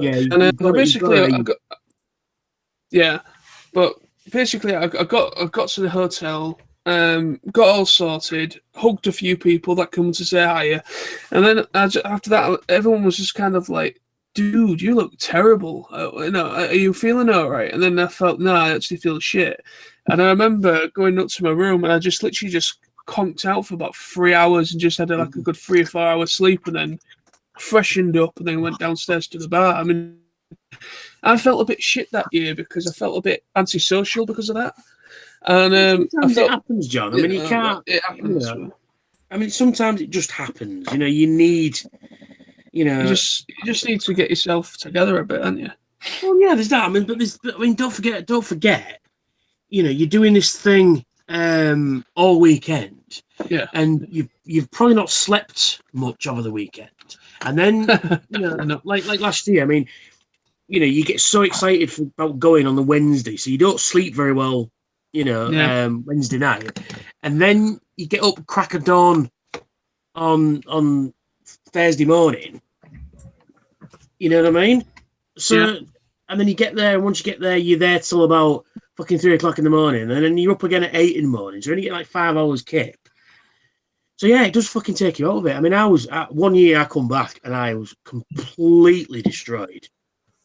Yeah, I mean, the thing is that for me last year was the one event I could go to where I could function throughout the day properly with only having a few hours sleep each night. But that's because the adrenaline, the atmosphere was just so electric, it kept you going. It does. I mean, you generally though, for most people, the adrenaline keeps you going, the alcohol keeps you going, and you know, and the excitement of just seeing your friends keeps you going. Not just the adrenaline, the physical adrenaline, but the mental excitement that you get just keeps you going. For me, I was excited, obviously, because I was meeting you guys. Man, I spoke to you guys through, you know, Facebook, and I'd seen your YouTube videos, but we hadn't met personally till then. And I was like, when I got there, I was there for maybe an hour or a couple of hours before you guys. I was just like sat at the bar and just talking to people. That's it. Just waiting for friends. You know, because like, it was a similar. The first person that saw me recognized me as a YouTuber. That's it. You get that too. You know, I mean, not to toot my own horn or anything, but last year I signed an autograph. Oh, here we go again. But the thing is though, I mean, people come up to you and go, "Oh my god, you're SoundwaveSG-1. I've seen your videos on YouTube." I'm like, "I'm watching my videos for the shit," you know. But I've signed an autograph as well. That was back in 2010. Yeah, but that was only 2010 though. Don't really count. But the thing is though, people recognise you off YouTube. I mean, I got a lot of people coming up to me in recent years saying, "Oh, I'm glad you did those videos because you know I didn't know what to expect and didn't know what to do, and you know you helped me out, and that's the reason why I do them." And yeah, I get a bit of stick for talking about fucking hygiene and that, but still though, would you rather walking into somewhere and stinking of BO, you know, somebody's stinking of BO, or would you rather go in there and have the waft of links flowing through the fucking building? Yeah. Because there was one guy a few years ago, and this is I think it might have been 2011. It was either 2010 or 2011, and he wore a fucking full-length leather duster the whole weekend, right? This is August, remember? So it's humid. It's not just blazing sunshine. It's humid as fuck. So it's warm. The room is full of, 500, 600 fucking nerds that are giving off fucking body heat. So it's already warmer than fucking, it's probably about 30 degrees in that fucking dealer's room, right? And then he obviously hadn't had a shower in 3 days because, I don't know who it was, but the thing is that you're talking about Tony. I remember this. I don't know what his name was, but the fucking fact that when he left the room, you could still smell him up to 40 minutes later. Now that is a bad fucking sign, and that's the reason why I said, fucking use a shower. It's only there. You get up to 5 feet from it. I had a shower twice a day, the Friday, Saturday, and Sunday. I had it in the morning, and then after dinner, before the evening, before the evening panel, or obviously what I'll do before the concert this year, I'll go and get something to eat and go back and have a shower before the concert. That's what I usually do as well. I mean, I get up, have one in the morning, and then round about sort of 5, 6 o'clock time, go and have something to eat somewhere, see what everybody's doing, and go and find some food, and then fucking, about 5:30, 7 o'clock before the main, the night's events start, go and have a shower because 2 reasons. Number one, you've been sweating all day, and it's hot and it's humid, and it's you get sticky, and then and secondly, cools you right down. Now, one of the best things I did was it was quite windy. I mean, it wasn't blustery, but there was a nice breeze. So I had the window open, got showered, and then I walked out into the room, and the fucking wind hits you, and it just cools you right down. And you stand there for about 5 seconds, start bollock naked, and you just go, oh, that's lovely. That is so lovely, cooling right down. And it chills you out for the rest of the night, And then the old lady has a heart attack and dies, and then you see paramedics, sirens around, just like, what happened? Well, why are they doing that, John? Because seeing you start bollock naked. There was. Go on. Yeah, I was on the same sort of idea, rather than having the shower, because sometimes it's more for me if I was sharing a room. I don't like. I like to know that I'm completely alone in the room before I have a shower. So last year, having shared the room with Simon, it's like I had to be careful that I don't want to be in the shower and he suddenly comes back in, because it's like I want my own space. So if I wanted to cool down, I'd just go up to the pool. The same kind of idea, and then if I need it later on, I'd then sort of see where he is and then toddle off and do. Hello, Lizzie. I have a new knife I'd like to show you. Yeah, but still, I mean, it's nice just to chill out and having a coolish shower, not a cold, just a cool shower. Fucking. Not to share a room with you, John, with your knife. Oh, fucking! Speaking of which, sharing a room with John. John is the worst snorer in the universe. You really should try sharing a room with Simon. My God, I nearly throttled the guy twice. No, there was one point where I thought John had fucking died. Yeah, I know the feeling. Right, because he's. I mean, I can sleep through anything, but this particular night he's. And then he fucking went quiet for about 5 minutes. I thought, fucking, he's dropped dead. Shit. And then he did this, John. And then he did this. Then he did this. You went. Well, fucking hell, and Christ for that.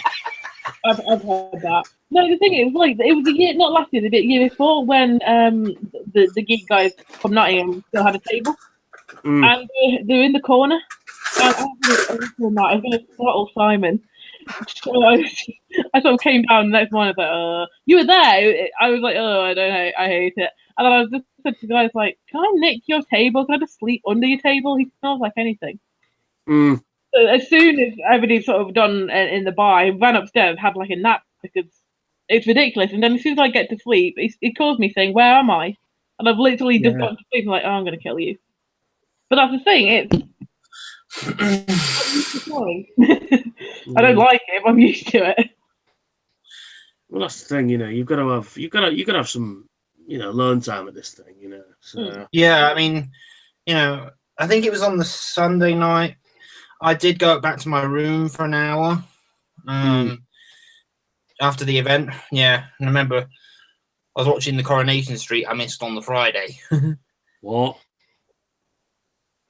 You don't watch that happen, Yeah. Unfortunately, my guilty pleasure is I do like Coronation Street. Oh, dude.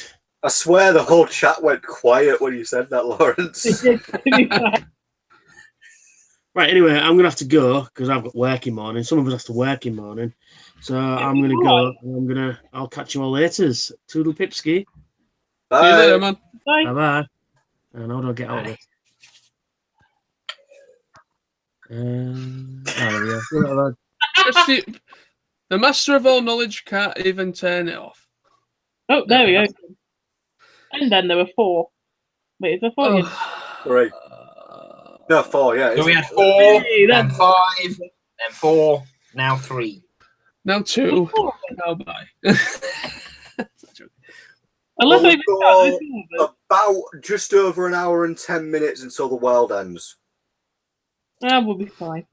It's been nice knowing, just in case, it has been nice knowing you guys. Oh, yeah, it's been awesome. I should go break out the whiskey just in case and get super pissed. Yeah. Wouldn't it be great if you could... I don't have any whiskey. No. I have vodka somewhere, but I don't know where it is. Let's be honest, though. It's impossible to state, the world will end on said date because across in America, it'll already be the 18th of April. So, it literally makes no sense how you can state on a specific date the world will end. The world will end on my payday. That's not fair. That's so funny. Boom. I finally got a grand this month. Oh, sorry, I'm moving my... I don't... Let's face it, it's not going to end. Of course it's not. It's based off a book that was written by some guy that was... Here's the argument, right? Stoned or something. Does not, at any point in the Bible, is there any reference to the world ending. You have to take into account that when people nitpick at little passages, especially passages that are referring to Middle Eastern countries, such as, say, Syria, and might refer to Damascus, which has been around forever, you have to be aware that at those points in the Bible, those parts were written during the Crusades, which is why Damascus appears a lot, because Damascus was a key part in the bloody Crusades 2,000 years ago. That's the only reason they mentioned. It's got nothing to do with the end of the world. And the Middle East has been in constant turmoil for thousands of years. It only got worse because of the bloody thing getting involved. Right, I'll shut up now, John. Apparently that's the clips of your doom. He's going, what is that? What are you playing with? I will snip off your dick. Don't play with that, John. It's bad manners on a live feed. It's also bad manners in front of a woman, might I point out. Yes. Very bad, John. Bad, John. you know, we can just literally force him out if we all click on literally, if you click on his picture and click ignore, he will basically disappear, and we won't be able to see him or even hear him. Did it work? Oh, it does. I wonder. I wonder. But I'm really looking forward to seeing you when you come to Holy next week, Lizzie. I think it'll be fun. I will give you a big hug. Yay, hug. Well, that's if the world doesn't end. No, I mean, I think it's nice to just sort of go down and relax. I mean, I booked I don't know how your guys' work is, but in my work, as I say, it's a bit sort of panicky and stressful. But it's nice to, even though it is still going away, it's still like traveling on the train, it's enough far of a locate away from my place that I can relax and don't have to worry about that. Even though it's like 2 and a bit hours train, it's not too far. It's not like I can go to Scotland, but it's enough of a change of scene, and it's, I'd say, to see my friends. And I can see how Tull's changed in the last 4? No, it's not 2 months, is it? 2 months since the last pet popped up. Yeah, I think it's February. I think. Yeah, end of February. It was the end of March, April time anyway. So, but no, I think it'll be fun. I don't want to see Danny's food there.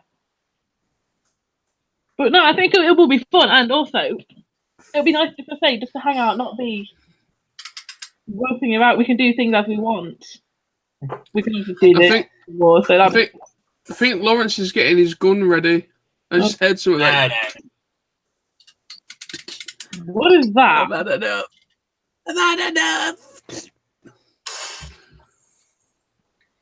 Knife. Ooh. Yeah. That's not a knife. That's a box cutter. Yeah. That's a box cutter. Flimsy's all blazes. Well, the one I worked with is Flimsy all blazes. I wouldn't like to use it though. No. Well, no, I've worked in places where you have to open boxes. It's like they always give you box openers there.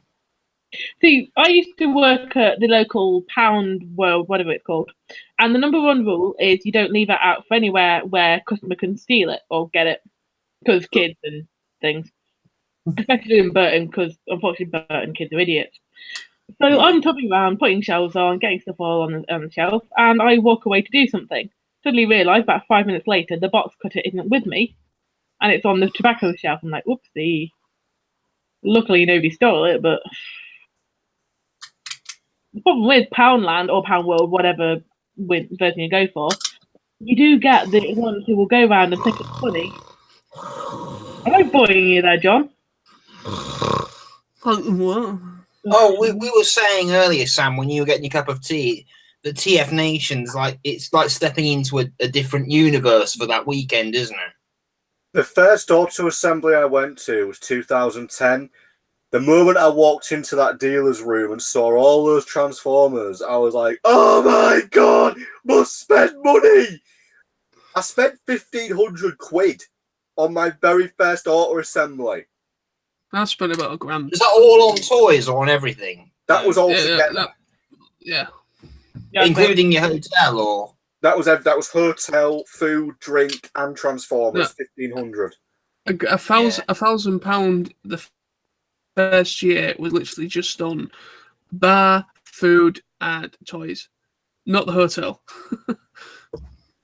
So the 500 was stepping into another world, but it's a world where we all belong because we know that people there aren't going to judge you. I was thinking, you know, if you, me, and John, and you, Lizzie, if we do a PonyCon one year, maybe that will be like going into Equestria.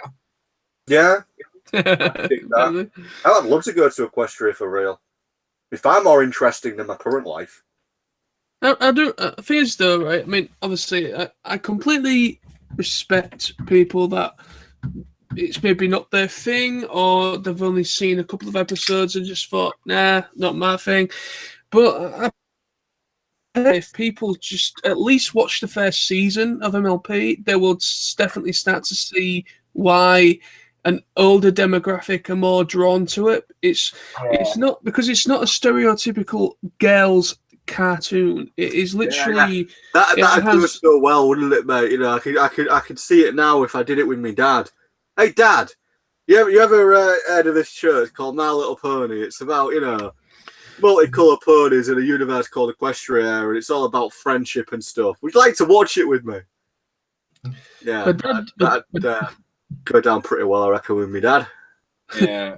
Well, my mum came to see me earlier, and she saw my Rainbow Dash sat here. She's like, "Where did you buy that big one from?" I'm like, "Build-A-Bear." How much did she cost? 28 quid. And I said, "Well, I did everything for her. I put the sound in her. I put the scent on her. I bought the birth certificate."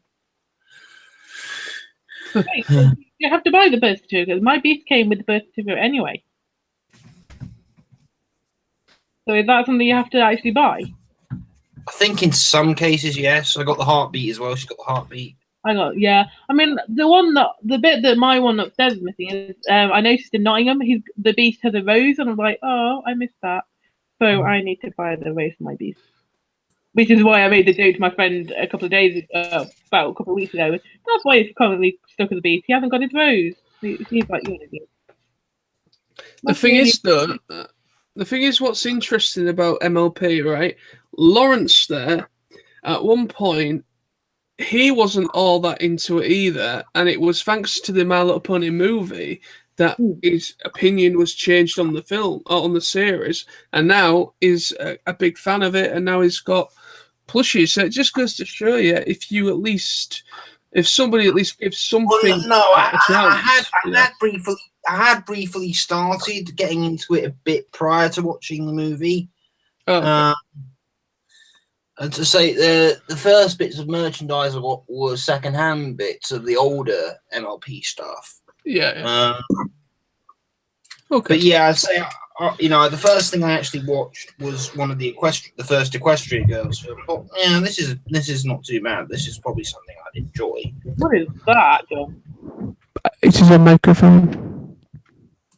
Let's not use that again. I don't want to have your breathing down my earphone.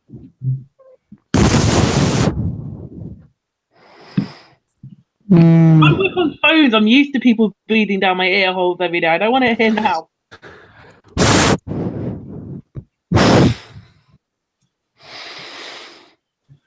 Right, Sam, I know that we are going down to hole. Let's not see.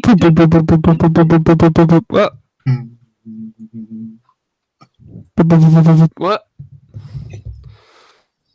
Apparently there's 2 people watching at the moment. Who's watching? No idea. Actually, on the idea of your microphone, is it one that's usually sort of connected on a tripod? Do you have it like there when you're doing stuff? It comes with actual, but you can obviously get you can actually get underneath. There's like a, I don't know if you can see it on the screen. There's like a tripod connector there. You see it? Oh yeah. So if you did want to, this one's a plug and play one, which is just USB it straight in. But you can actually get a professional one that actually has a connector that goes into like amplifiers and recording equipment. More upmarket. But this one's just plug and play USB. Blue Yeti. Buy yours today. Custom made. Vibration 3 settings, and it's very large and can fit most spaces. I think that's an advertising for a wholly different thing. Yeah, that Blue Yeti is. Yeah, John's got 2 of them.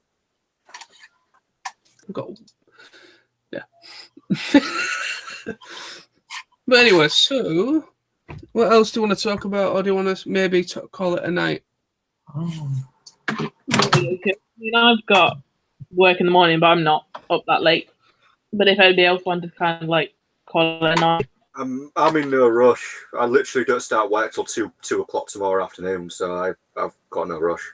Well, it's up to you, Lizzie. If you've got work tomorrow, if you want to head off. I'm going to work tomorrow, but I'm not like, it's not like I'm on the early shift, because then I would probably, because the way mine works is I do 8 till 5 or 9 till 6. So it's not the 8 till 5 one would be an issue, because I'd have to, it's a stupid alarm in the morning. It's about 6:20 getting up. Yeah. It kills me.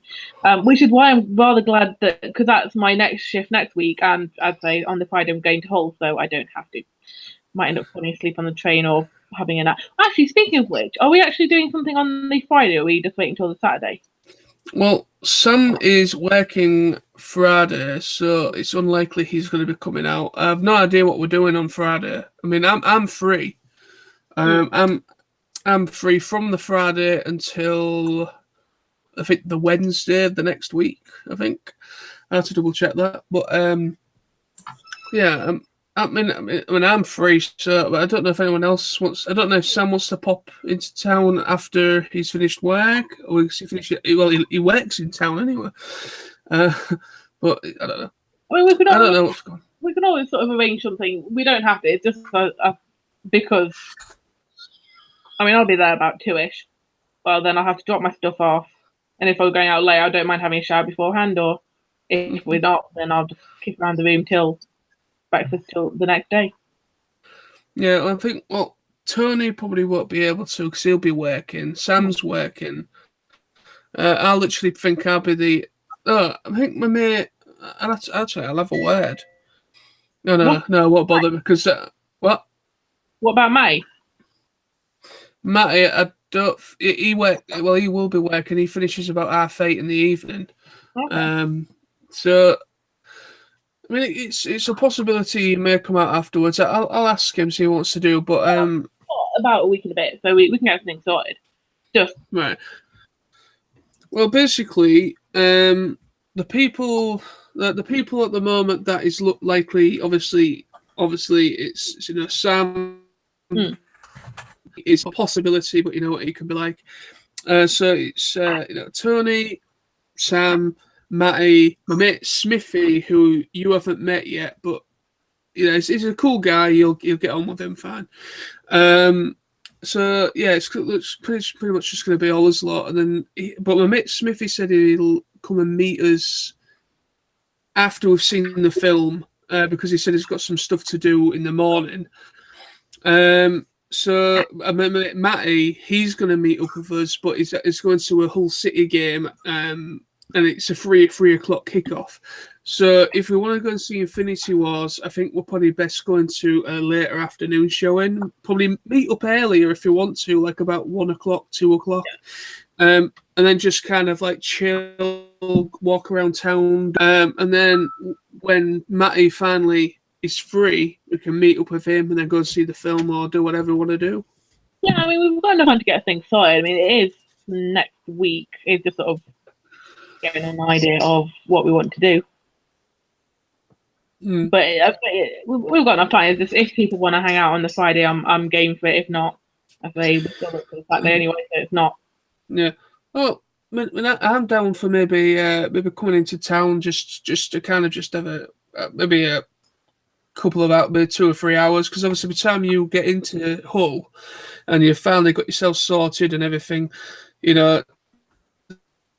about 3 or 4 hours of anything to actually do before everything closes. I mean, to be honest, all I'll be doing, I'll be getting there about 2ish. I'll probably drop stuff in the room.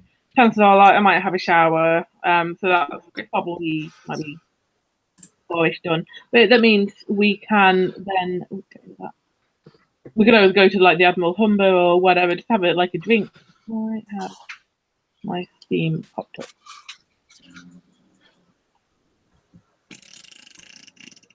I think that one. Oh, that felt better now. Oh. What are you doing, Sam? Yeah, don't confuse me. That's not my stuff. Why are you bringing ultimate doom upon us all? Well, more importantly, how have you taken the Steam screenshot and used it over his face? I have no clue.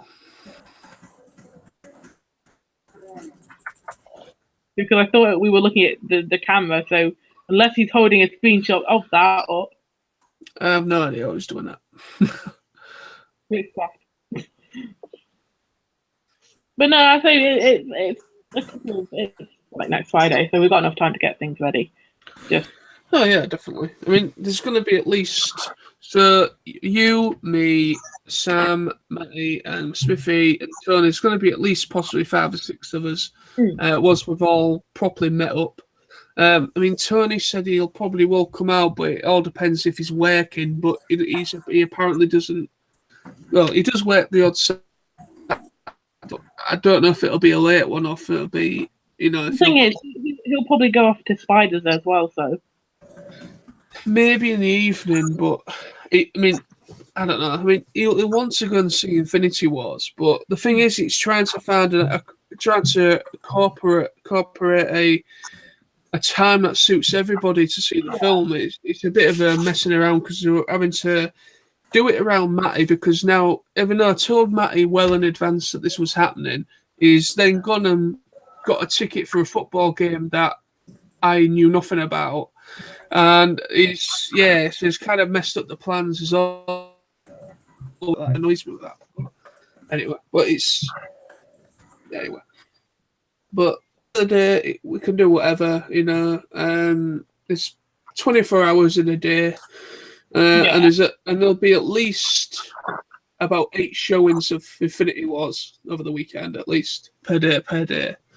So should be plenty of showings. But I think what we're best doing is probably trying to go to more of a afternoon, nearly late, a bit later in the evening to go and actually see the film. So that I don't know, see what because like I said, my mate Smithy said he'll meet us after the film. I don't want to be too late because I know my mate Smithy can be like he's a bit like Tony, where he likes to go right round town drinking and everything. So I really want to kind of eliminate that. He's not like Tony, mate. I mean, he's not exactly, out till late hours kind of thing. Well, what I mean is that, it's not like Tony where, Tony's Tony, if you know what I mean. But he really likes his alcohol, if that makes sense. So, I mean, I don't know if you, Lawrence, want to come down next weekend. Well, what, are you all just going together for the day kind of thing? Well, it's like it's not next weekend, it's the weekend after. Yeah, you're only going to be together for one day, is it? No, it's going to be for at least 3 days, isn't it? 2 days, sorry, Friday and Saturday. Well, I mean, I would, but obviously it's a matter of, money and finding, I'd obviously have to pay for somewhere to stay. It's all right. If it's obviously it's a bit short notice to ask, really, but it's all good. We can always sort something out another time if need be. Well, I mean, I definitely would like to come up and see you guys. Well, we could always do another thing because obviously, no doubt Lizzie will be coming to Hull again after that, so we can always, mention. Mention it in a good enough time. The biggest thing would be having to sort out somewhere I could afford to stay, and I mean, if we sort of collect plans, I could always sort of give you an idea of places to stay, Lawrence, because then, I stayed at the Ibis and I booked it enough in advance that it was quite cheap. It was a lot cheaper than it was last time I was there, and there's other places to stay. So if we sort of get a plan together. Don't want to see your tongue. In enough time in advance, we can always sort of get things arranged, and I think the longer you leave it, the cheaper the rates will be. Yeah, something like that. So, what day was it you were going to go and see the Infinity Wars? 28th, which is Saturday. Yeah, as I say, what I'd have to do is I'd probably have to come from here to Sheffield and then Sheffield to Hull.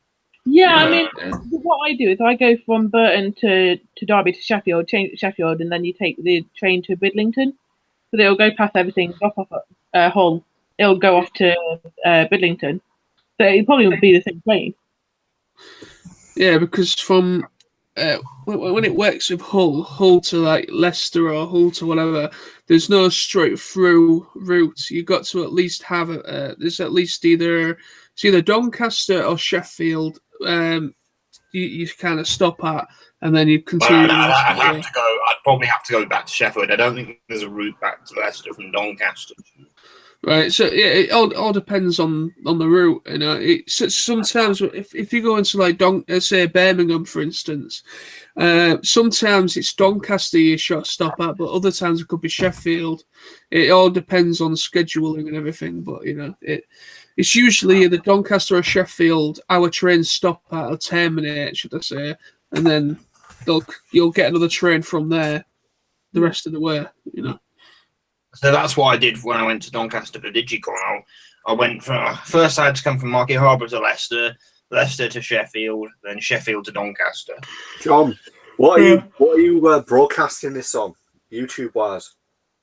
My John Knowles Vlogs channel. Right. As I say, Lizzie, at some point I could probably see you if you can get down to Nottingham. Yeah, I mean, because of I can either take the bus. I can get there quite easily. I can get there. That's the thing. Being in Leicester and being in Burton, well, give or take, it's easier for like us to meet up than it is for the whole of us. Because here's the thing then. If Nottingham's a bit easier for Lawrence to get to, then why don't we see about maybe you, Sam, and me or whoever wants to come, how about if we kind of like take a train up to Nottingham, because Nottingham's not that far from Hull. It's like probably about an hour and a half by train. So it's not very far from Hull to Nottingham. It's not that far at all. Yeah, So if it's easier for Lawrence to get to Nottingham from where he lives, it's easier for you as well, Lizzie, because obviously you're down that neck of the woods anyway. So, you know, why don't we see about arranging something in Nottingham? Kind of have a look, see what there is. Yeah, I mean, what time? You know, what time would you guys sort of be arriving at the station, depending on what time you set off? Well, basically, I always try to, if there's something happening that day, and well, what we could maybe see about doing is like what Lizzie does, maybe stop for at least a night, probably like come up on the Friday or Saturday, maybe go home Sunday or Monday, whatever. There's accommodation. I mean, there's an Ibis right near the train station anyway. That's the one I'm staying up for. I know where the Ibis is in Nottingham. It means going to Nottingham, but yeah, I would say depending on what the trains are, I would probably try and get the earliest train I can possible. Probably it would be about 8 o'clock, 8:30, 9 o'clock. Yeah. So I'd say for me, Nottingham's only about just under half an hour on the train. Right, It goes from Market Harbour. You got Leicester, Loughborough, Beeston, then Nottingham. So it's not a hard route at all. Right. Okay. Well, basically, some of the time, weekend obviously, but some of the time we'll arrange something where me and Sam, if what Sam wants to do it, that is, depending on his commitments, because we'd have to both book off in advance holidays and everything, or time off or whatever. But if we come to some sort of arrangement, we can maybe pop up on the Saturday morning, try and get the earliest train. In a couple of weeks, you guys are going off to see Infinity Wars. That's a week on Saturday. Yeah, that's when we're meeting up. Yeah, a week on Saturday. Yeah. Yeah, 27th. Yeah. Well, 28th. Well, 27th is when you're coming up on the Friday. 28th. And 28th is when we're going to do that. Yeah. Yeah. But John, that you needed about 4 weeks advance notice for your booking off. I'd need at least about maybe just a month, just maybe about a month in advance before. Well, the state 2 weeks, but my place is incredibly slow processing holiday. At least about 4 or 5 weeks in advance in order for it to get processed in good enough time. My place, I technically wouldn't need to do time. I mean, if you guys are coming down on the Friday, then I would need to book maybe the Friday off. But I only need about 3 days just to make sure that they've looked. Yeah, I mean, at some point during in May, around May to the 22nd of May till the 7th of June, I'm away because I'm going to visit my dad in Poland for 2 weeks. I was going to say the 25th till the I don't know, is my birthday, so I'll be in Norwich. Okay.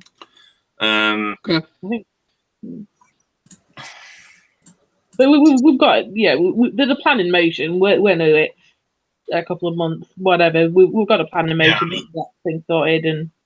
Yeah, well, obviously, we're all seeing each other at TF Nation. I mean, oh yeah.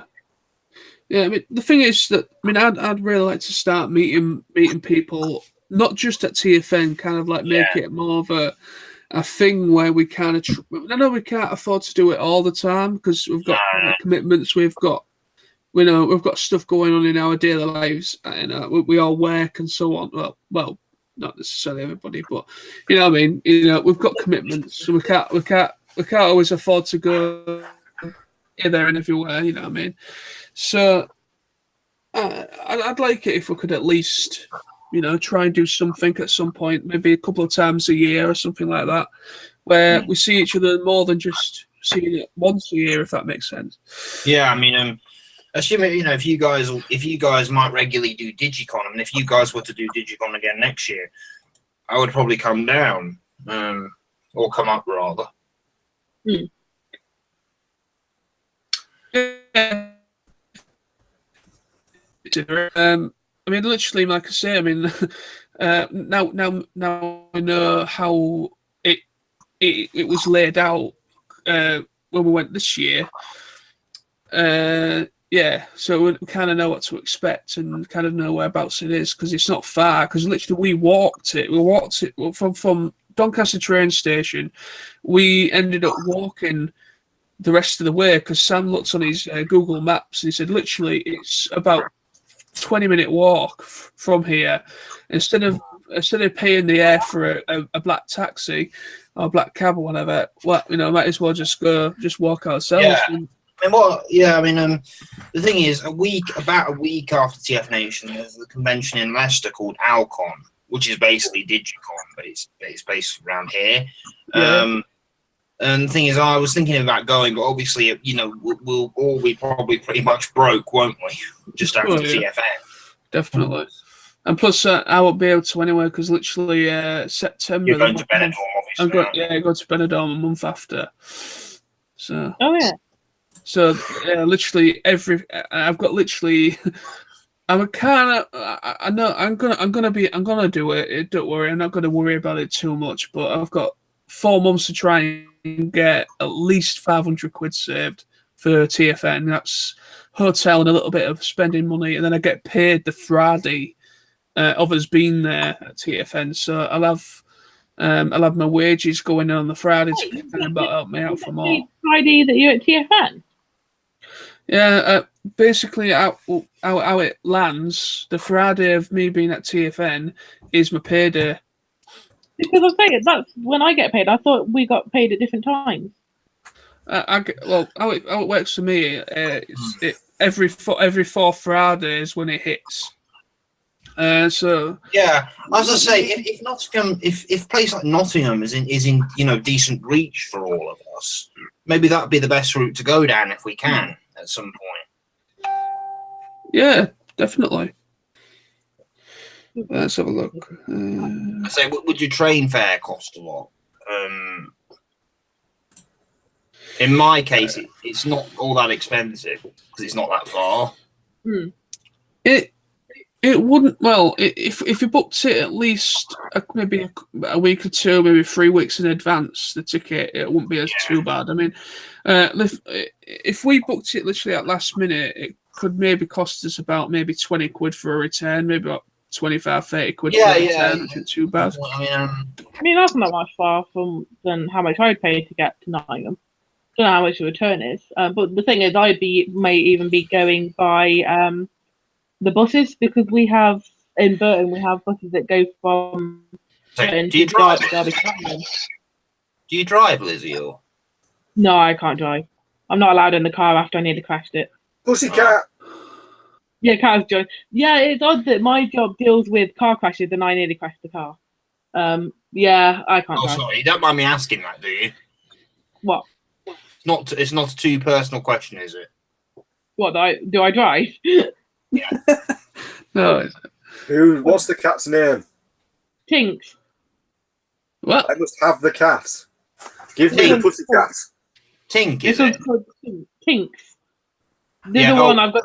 My family cat. Well, my mum's cat at my mum's house. She was my pet, but now I don't live with my mum anymore.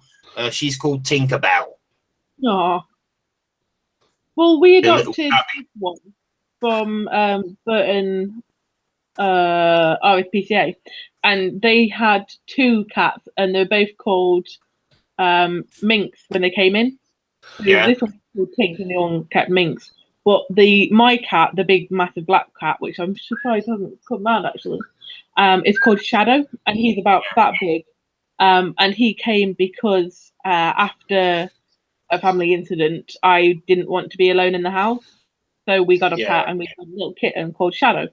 So that's been 7 or 8 years now. So he's now a big, massive black cat. Think what you're looking at. Wait. But she's a rescue cat, whereas Shadow's always been here. As I say, Lizzie, on the Saturday on TF Nation, there's a group of us. We guys want to maybe go into Birmingham for a bit, don't we? Or was it on the Friday? Friday, wasn't it? Friday. Oh, Would you want to come with us? It depends on what time I get into to Birmingham. That's the thing. So Oh yeah, because you're coming down on Friday, aren't you? Yeah, I'll be coming down on Friday. Chances are I'll be probably sort of a 2-ish, give or take, depending on trains. It depends if I'm going down on train or if I'm getting in with Simon. I haven't quite worked that one out yet, but I'm quite happy to sort of pop down. It's just obviously like you guys, sort of you, John, Sam, and Tony will probably be there before because you're coming down Thursday. Yeah. And then, so like my folks will be coming down Friday. I'm quite happy to pop stuff and then toddle into to Birmingham. But it's depending on time. Mm. And then, I think close to the time I'll have all. It's like most things. Close to the time I'll have more information. See what time. Well, there's no rush to that. There's plenty of time yet to, we'll sort that out. I mean, literally, I can always text or WhatsApp you or whatever and just say, what time do you think you're coming in, and sort something. Yeah, I mean, you got my you're bored now, Kat. Yeah, you got my message, so we can get something arranged. Yeah. Okay. Yeah. Come back up here. But yeah, anyway, like Lawrence was saying with Nottingham and everything, I think the whole idea, with us maybe going to Nottingham sometime, is probably the best thing to do because it's like I say, it's easier for Lawrence. It's not as expensive, like travel wise, and it's just literally 30 minutes on the train, which is too bad at all for Lawrence. So if we do that, it's easier for Lawrence, it's easy for you, Lizzie, and it's not too bad for me and Sam because literally it's only about an hour, maybe about hour and a half, 2 hours max via train, which isn't too bad at all. And you get to experience other places rather than just Hull. So it's nice for you. Yeah. Yeah, I see where you're coming from because, I'd like to. We've been to. I've been to Manchester a couple of times. Been around like Travelling Man and all the shops that they've got to offer, like geek wise. Yeah, Manchester's really nice. Yeah, and then Nottingham, I don't think I've ever been to. I've been for a football match. I've been to Nottingham Forest, but I've not been to the actual town. I've got no clue what it's got to offer. So it'd be interesting to see what it's like, to just chill out in for a bit. Well, have you been to Nottingham before? What, me? Yeah. Have any of you guys been to Nottingham before, apart from me? No. No, well, I have because my uncle used to live there. So, well, I mean, and I used to go there a lot when I started travelling on trains independently and stuff. I used to go there for the day. Well, what we can do is, if we come up with a month that we do this, I don't think I'll be able to do it this year because I've already booked a lot of my holidays off this year due to like. On Saturday, I've booked off holiday. I've also booked off holiday for Benidorm, TFN, also some stuff that I've already taken. So I need to. I don't think I'll have enough to really cover anymore yet. I need to kind of check my wage slip. Yeah. As I say, John, definitely some point, maybe at the end of this year, I'll probably come down closest, maybe to Hull for the weekend and see the area. Okay. Yeah, I definitely should because, it'd be nicer to get to, go around some other cities than just, Leicester for a change. I've been to a lot of places in my time, but as things currently are, I can't, I don't really have, I'm not really able to get about as much because it's mainly just because of costs and stuff. Yeah. Well, no, I completely understand that. I mean, Leicester to Hull would actually be quite expensive train-wise, especially if you do it last minute. If you booked it, maybe. Oh no! By all means, I would definitely book it as early as I can in advance. I mean, put it this way: from Burton to Hull, it's about £60, and that's even advance. So, that's sort of Midlands way, so you'd probably even need to go be even further for you, Lawrence. Yeah. So, as I say, something to consider. As I say, the cost and depending on how long you do want to book it in advance, will be. Yeah, I mean, it's. I mean, the same thing is, I mean, obviously, you know, if you guys were to come down my way to Leicester, obviously it would be the same problem for you, wouldn't it? It'd cost you a lot to get here. It would cost about the same for either of us, either way. I mean, like, and to be fair, Leicester's got some nice places, but there's not really a lot in it to see. Right. I mean, it's got some. I mean, what we have is the Attenborough Museum, which is, like, as you know, that David Attenborough and Richard Attenborough were born in Leicester. They have their museum there, and there's a few shops, like there's Forbidden Planet. We've got a big shopping centre like your HMV, you know, your Build-A-Bear, your game shops, that kind of stuff. But that's all you really need That's all you really need is either a shopping centre. And some possible key places we can maybe target. I mean, Hull, you've got literally, Lawrence. I think you've got more than what we've got, because we had a Toys R Us, no more. Yeah, we had two Toys R Us's. We had a small one in the shopping centre and the big one on the outskirts of the city. Yeah. So, but I found out that we do have a Smith's Toys in Hull, but that's a bit of a distance. So when Lizzie comes, I don't think we'll bother going there, because it's we have one in Leicester as well, but so it's quite a distance. Are we going to pop into the comic store when I'm down? Yeah, can do. Yeah. That's the only thing I just thought of.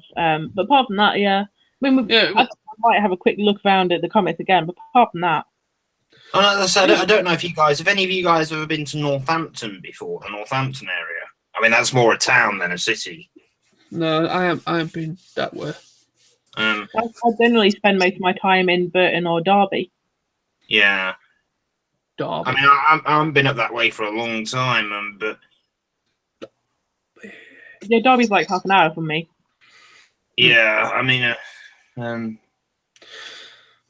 But anyway, we'll come up with something. I mean, maybe next year, if me and Sam, or probably whoever else wants to come up, we'll all meet. Me, Sam, and Lizzie probably meet up with you in Nottingham.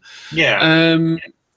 Maybe some point next year, and then maybe next year as well. Well in advance, if you want to come down to Hull, sort something then, Yeah.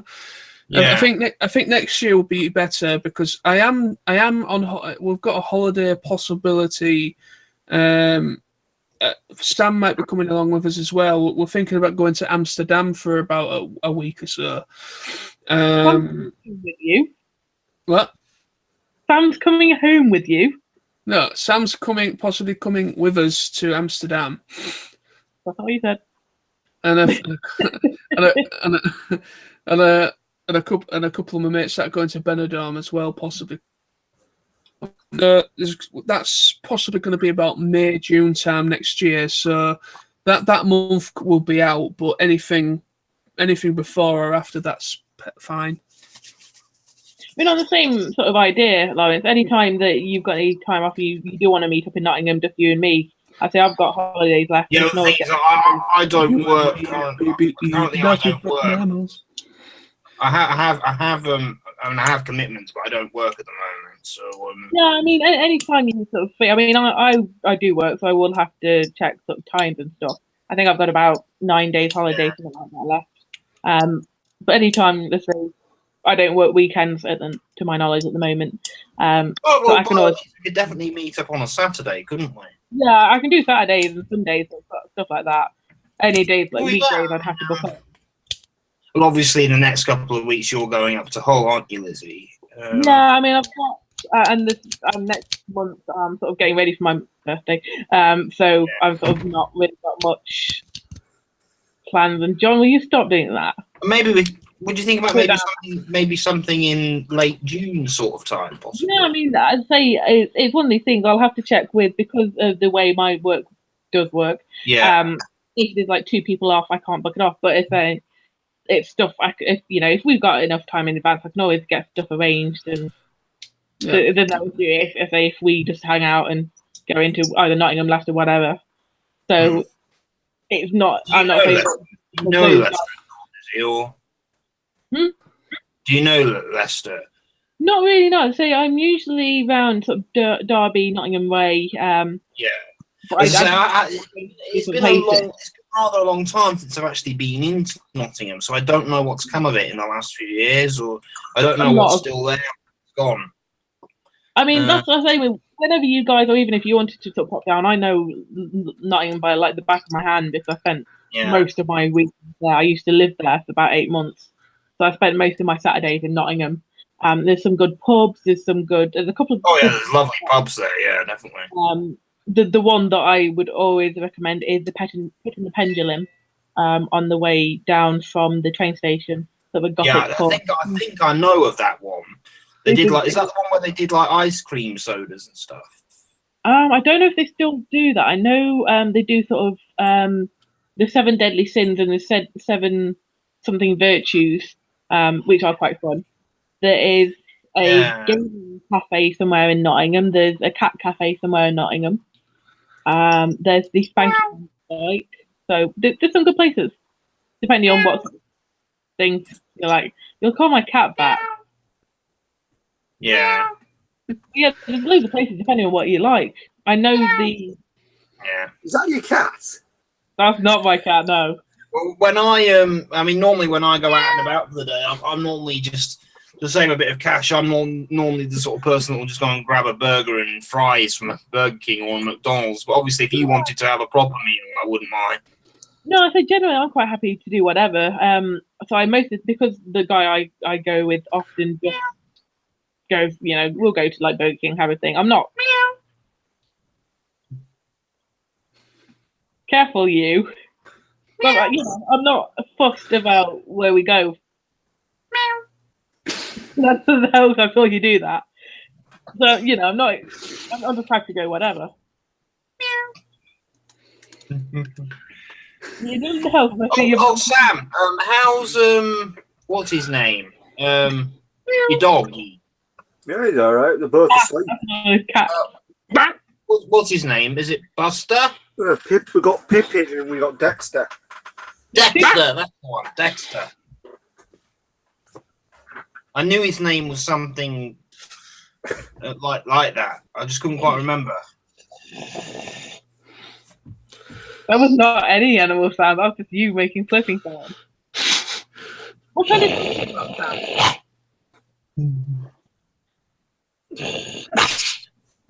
like you're sneezing.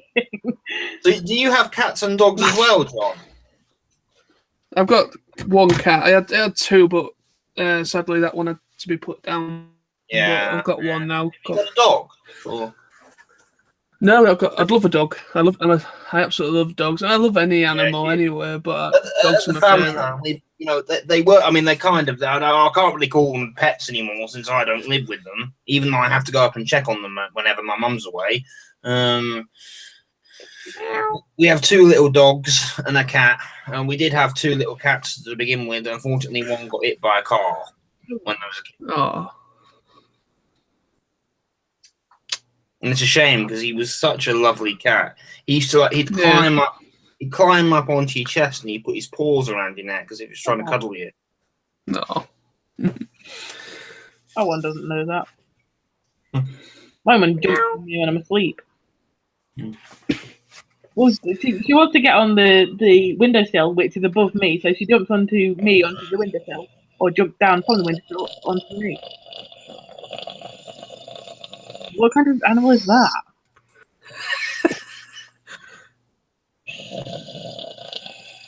I don't think that's animal. I think that's him snoring. I think his eyes have gone into sleep now. Let's talk for a bit. Let's talk video games. What video games has everyone been playing? I played a bit of FIFA 18 last night. That's about it. I've been on that for ages. You've got to exercise there, John. Yeah, that's the closest to exercise I do. Finger movement. Are you into football at all? I'm not really, but I do like the FIFA game. I like football. I mean, I support my local club and everything. I mean, what about you, Lizzie? That's as far as it goes. Do you like football, Lizzie, or? Not really. I'm quite happy. The problem I have with it is the fact that people get so passionate about it that they get into physical brawls and stuff. And yeah, that's the problem I have with it. yeah. You don't hear of people fighting over the music charts or that. So Taylor Swift is better. No Beyonce. Fuck. No. They're just like, fuck the lot of you. Black Sabbath. Yeah. Yeah.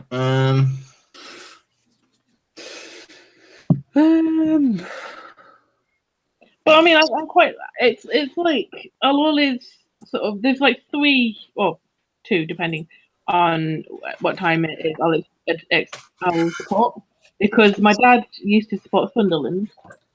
So if they're in a game, I'll support them. If it's like Burton, then I'll also support them because it's Burton. But apart from that, I don't really have one myself. Put it down. Conversation's not out there. I think in my life I've been to about it's been about what 14 or no about 15 odd years since I've been to an actual football match. I only ever went to about 2 or 3 when I was a kid. The first time I went in 1998, I think it was. I went to see Leicester versus Chelsea at Leicester Stadium. And then I went to a match in Nottingham. I think it was to see Nottingham Forest. I can't remember who they were playing against. And the other time I went was we went to visit my grandmother in Boston and Lincolnshire. I went with my dad and my dad to an uncle. But I can't. Those are the only times I've been to football match. I've gone to Sunderland versus Derby, and I think I've seen Sunderland at home at the Stadium of Light. But apart from that, I don't watch really sort of. Not really So you're not into football, are you, Sam? No, Yeah, I've he never loves really it. been into He football. loves it. He loves football. Have you been to a match before, Sam? Or Yeah, I've been. Well, I used to be a steward. Really? But, Steward. No, it's not so much that I've just never really been into football. I just don't get any enjoyment out of it. no, I think we're more the geeky type, aren't we? I think. No. Yeah, I used to be a football steward. That was one of the very first jobs he ever did, and it bored the hell out of me.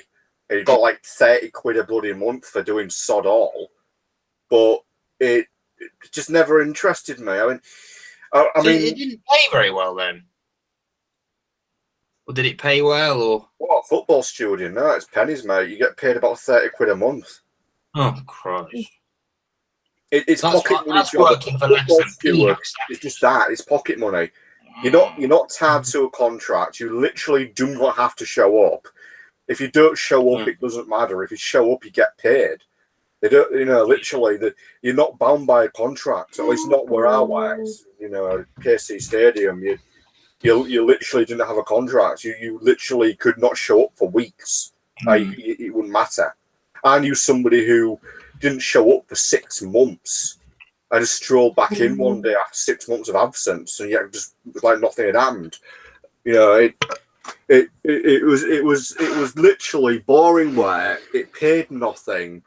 I mean, a lot of people that did it so they could see matches for free if they were fans of the clubs. But I mean, from what I heard, if you wanted to make money, you needed to work as a football steward for some of the big Premier League clubs because they paid seriously big money to their stewards.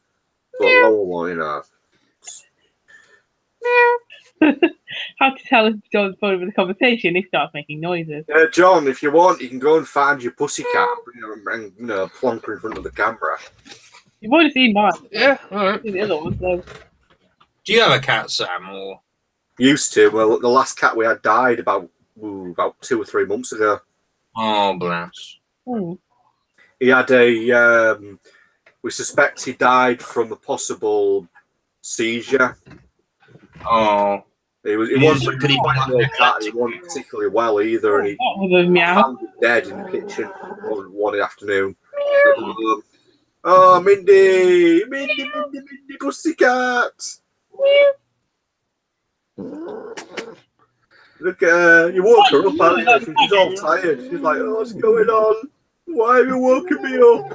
I was so comfortable. I'm so cross. That doesn't sound happy. She's never happy. Never. That is literally the most crappiest cat you'll ever meet. She's never happy. Well, like, you hear me? That is not a happy cat. At least she lets you cuddle. At least she actually lets you cuddle her. As She lets you stroke. What we're witnessing here is the side effect that John when he took any female. Literally, pretty much. Any female, that is the reaction he gets. They make noises and run away. If I touch a woman, she combusts. Don't touch Lizzie then. Hang on a moment. What? Did we not talk time I was here? No, I haven't said anything. Yeah, don't touch me when I'm in hole. Don't want to combust. But, as I said, I heard with the Elfin lied. Elfin laid. That sounds like you doing Indiana Jones, not. That's all I heard. So that's what I assumed you were doing. Ew. I'm bored. Nice to know our company's not enough. The last train to Leicester is now boarding. What? To be honest, if you were to get on a train to Leicester now, you realise you'd be stuck there till 6 in the morning when you get the earliest train back from wherever you're going. Is that from Pie and Eyes, or did you just look that up now? Yeah.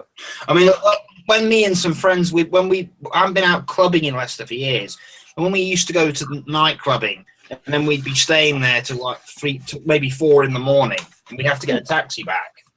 So we'd. Yeah, Lawrence the hardcore clubber. Bloody hell. Yeah. Oh, you should have. You'd have loved it if when I was in Magaluf, just before TFN last year, I was out from about 11 o'clock at night till 6 in the morning. And we went into this big foam party in a club. And like people were like swimming in foam and getting pissed out their heads. Yeah, but isn't that good when it's warm, because it sort of you get warm there, and then when you go out, it sort of it cools you down. Whereas in England, if you do it, you get warm and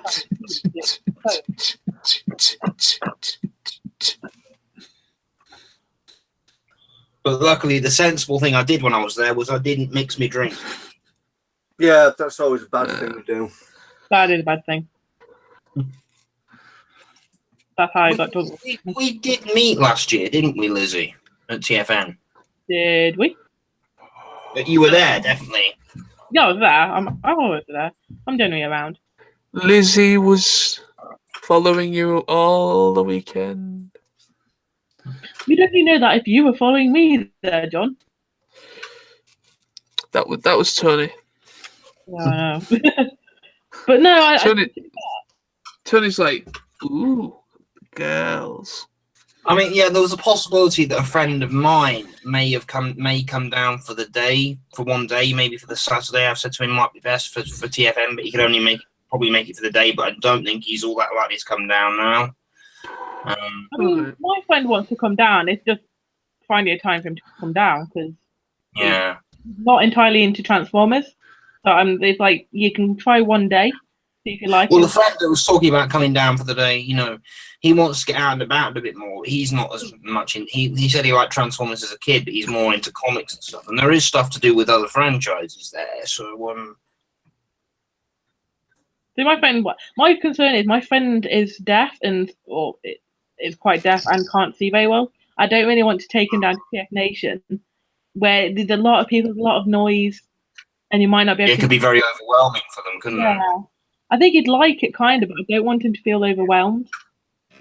Because like me, my friend's a bit younger than me. I think he's about the same age as you, Lizzie. And like me, he has Asperger's, but he doesn't have he's had some quite negative experiences in his life with people. Like he lived in an area where people used to pick on him and stuff. Luckily for me, I've never really come up against that. So, I mean, but nobody. The thing is, I mean, even if he's nervous, nobody in, but like none of us are going to make friends. Everybody at TF Nation is friendly. Well, yeah, and the thing is also he's going to concerts and things, and he wants to go to E3, which is the gaming convention. I'd like to do that. You get like the announcements of the new games that come in. You get to see the first footage. Yeah, I'd like to do that one year. Wouldn't you, Sam? I would love to do that one year. I think it would be cool. Let's make it a thing. I'm joking. The thing is, I mean, let's just say, I mean, you know, our possible plans of doing a PonyCon in the future, maybe. Yeah. Well, we can still do that. Yeah. What have you three just doing it? Yeah. Well, you'd be welcome to join us if you wanted to, Lizzie. I know nothing about My Little Pony, to be fair. You don't have to. It's just, you know, just. Well, do you have Netflix? No, I used to, but yeah, as I say, maybe I say give a few episodes a try, just see what you think. I mean, I was gonna get it because I was sitting watching. My mum was sitting watching The Crown, and then I watched some of the movies. But I've got Amazon Prime, so I'll sit and watch that. But it's like I have to sit down and I have to want to watch something. I mean, I've got a whole load of Bob's Burgers taped on my skybox, so I'll sit and watch that because it's short little things before like going to work, or like they're only half an hour, so I'll watch a couple before going to bed. But I can't sit down and actually watch something a long time because my work schedule's just, well, it's not completely terrible, but it's my times mean that I do need to get to bed at a certain point. Which, I'm looking at the time now, I'll probably toddle off about 12-ish, just so I've got enough time to get. In this late shift, it's not an issue, but in the early shift, I probably would have gone to bed by now. But it means that I can't do too much like late night stuff because I've got to be up. Because I deal with like clients all day. If I yawn on the phone, you know, people. Well, I know the thing. I mean, look, I had a job where I was sat, you know, more or less doing admin stuff on the computer and making calls and taking calls all day. And, you know, I know you have to keep in, you know, good spirits when you're doing customer service work. Yeah, the slightest thing, and you will get somebody complaining. So it's sort of you have to be very careful. So a lot of the time, if you yawn, you sort of, I'm really sorry. If you sneeze again, it's fine, but you will get the one who will pick up on it. I had one complain. They thought I was sighing, and I just was kind of annoyed and just like I wasn't sighing, but he then made a complaint. So it's very And also the thing is, most companies record the calls, don't they? Which is also so your manager can be here when you're on you. Yeah, they do record our calls, which is fine for some clients, but some of the ones that can be quite tricky. It's like, but yeah, you do get the ones that you have to be aware of your tone as well. Something that I would say wasn't being aggressive, somebody else may think was aggressive. So as you say, it's something you need to keep an eye on, but I do want to sit in. I mean, I've been sitting down, I say, watching Bob's Burgers, so I find that quite fun. I often sit and watch American Guy, all those kind of things. I've watched a bit of Bob's Burgers. I don't mind that. The only thing is that I watched enough of it to really forge a massive opinion on it, to be honest. I've got quite a few episodes. I think it's quite funny.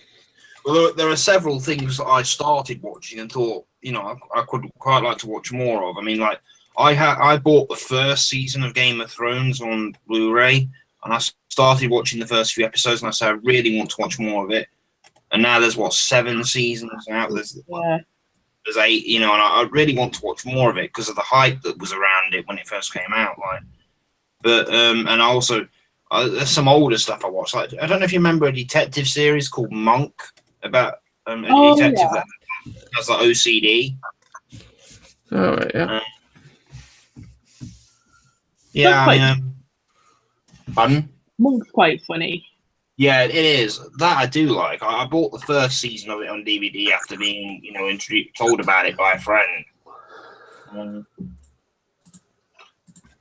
mum will often watch Murdoch Mystery, which is a Canadian sort of crime. I think you should get yourself a beer, John. I'd pass you one through. If I could open like a portal through our computers, I'd pass you one through. So I've got so many. Okay. If John could do that, I'd probably abuse the privilege of doing that. Are you with us still, Sam? Yeah. You seem very quiet. Yeah, well, I'm just thinking. That's always a bad sign. Where is the money? There is no money. Then why are you here? I love that. John, on the subject, you're a PS4 player, right? What do you think to this new God of War game? I haven't actually played it yet. It's not out yet. It's out on the 20th. I've given some serious thought into getting it after seeing the footage. So it looks like my kind of game. With him having fun? Yes, yeah. I mean, I saw when it was first announced at E3. I saw their actual gameplay playing thing from their presentation of it, and I've seen the trailer on TV of it, and it does look pretty interesting. I mean, I've only played one God of War, and it was the first one, but it was yeah. I mean, I would like to maybe look at it because it looks interesting. Yeah, and because of the success of the Crash Bandicoot and Insane trilogy, Spyro the Dragon is also being remastered. Yeah, it's getting remastered. Apparently it is coming to PC. That I definitely want to get hold of it. Would you get it as well, John? It will never come to PC. Do you like Spyro the Dragon as well? I've never actually played it. I've never played any Spyro games. Lizzie, do you like video games?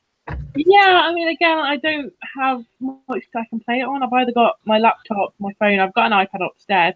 I do have a Wii, but I don't use it. Well, there's nothing you can get for the old Wii. I think, and the Wii U's physical. I know, John, you were talking at one point. You said you wanted to get a Nintendo Switch, and I would recommend it. It's really good. I would like one. You can play your third-party games on the go. So yeah, I mean, I am thinking about it because the Nintendo Switch. I mean, I don't have that much space for having loads of consoles. So I mean, I've got a PS3 still, and I've got a PS4. But I would like a Nintendo Switch because I love Nintendo. I grew up with all the good stuff like Nintendo 64 and so on, and. Yeah, I mean, I've also got a Game Boy now. Finally got a vintage Game Boy. It's fucking brilliant. You've got a DS as well, haven't you? So. Oh, yeah, I've got a DS, yeah. 3DS. So I quite like sitting and playing horror games, but again, it's like having to sit down, load the laptop, and get everything sorted. By the time I do that, I may as well just do it on the weekend. I did have Minecraft, but my phone hasn't run it. Ugh. Hello, I am Run. I am Fudge. We're talking about. Yeah, I think Carl said he's just started playing Minecraft. I mean, I've got it, but I'll have to reinstall it at some point. I was getting quite into it. I've never played it myself. I've heard a lot of people say it's not very good. And then a lot of people say it's great. What type of game is it? I suppose. Have you played Minecraft, Sam? Because it started out on the PC. It was a very popular PC game. Yeah. What about you, Sam? Have you played it? I haven't played it. I know about Minecraft. I've within the last 2 years, I've been thinking about buying it, but personally, I don't think I'd really have the patience for it.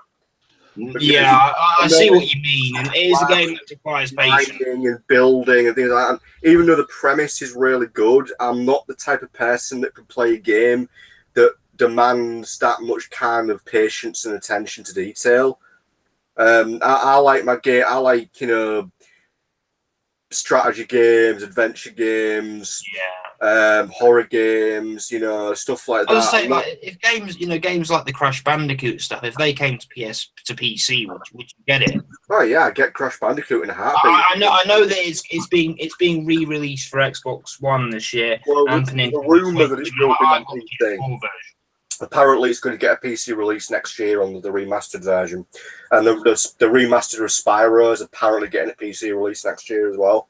So are those on your list then? Probably they're on my list. Yeah, I mean, I used to play Crash Bandicoot with a mate of mine back when we were like 7.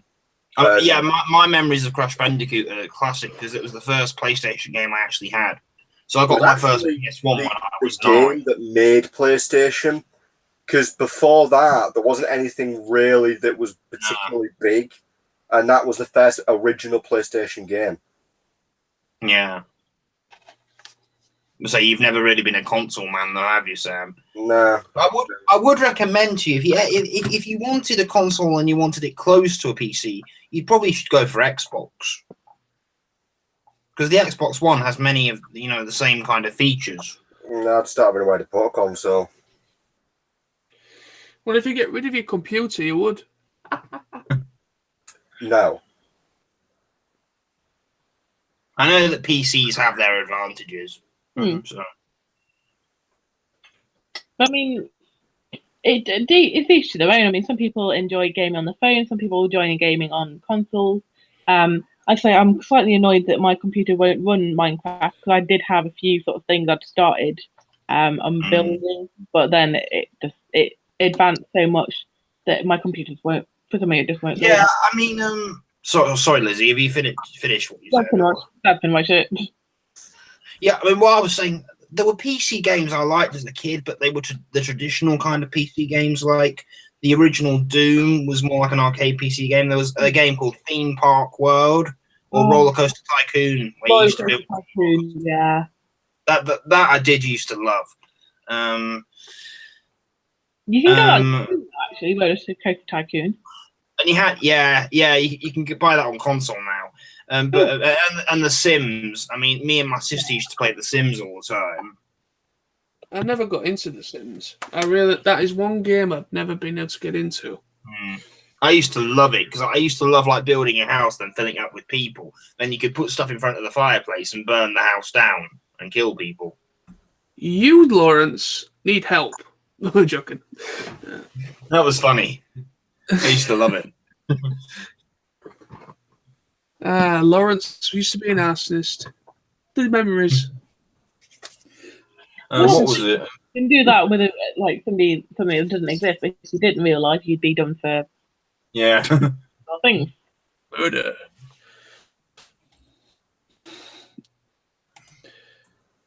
Well, up to you guys. If you want to call it a night, it's entirely up to you. It's 3 minutes past midnight. In the morning. You at work in the morning, John? No, I'm on nights again from tomorrow through to Friday again. So I've got 3 night shifts. I've got 2 next week as well. So I'm not in any rush myself. I'm just thinking about you guys with work commitments, because I know Sam. Call it a night because I've got work tomorrow. So I'm pretty much done. Okay. But if we're going to do it another day, I can always get things sorted. Meow. Now we find John's favourite thing. Like him meowing at a camera. Meow. On that note, I think about it before it gets too weird. Yeah, so far I'll probably get going myself. Yeah. Oh, fine then. I don't need you. Let's call it a night. All right then, guys. Okay, it's been awesome. We have been on for about 4 hours, so It's been a long time. Can we ever do a live stream that's just about an hour?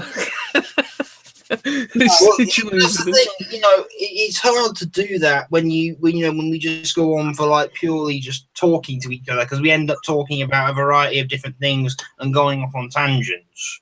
To be fair, we have talked about like our plans and getting things arranged. I've also had 6 people, which is the most I've ever had. So. We'll have to get it sometime. Okay, well, I'm going to go and watch some of this awesome Batman the Animated Series, and I'm also going to watch Baby Driver because I've heard it's good. You watch both tonight? Oh, no, not all of it. God, I mean... No, I mean, you're going to watch the film as well as some of the series. Oh, yeah.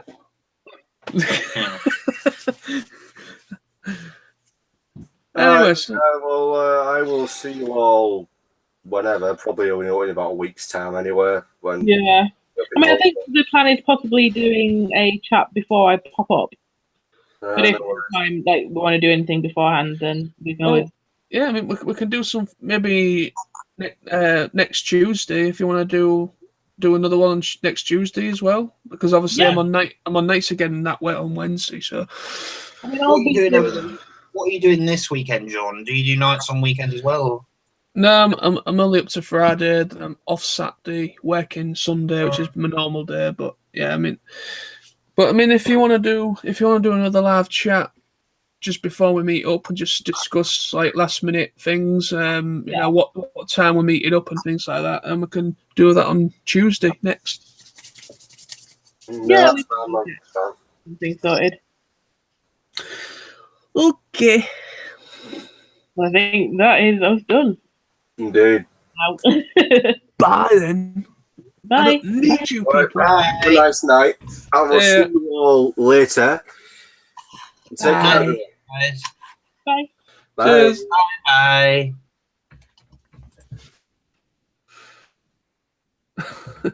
And that was a long one again. See you, folks.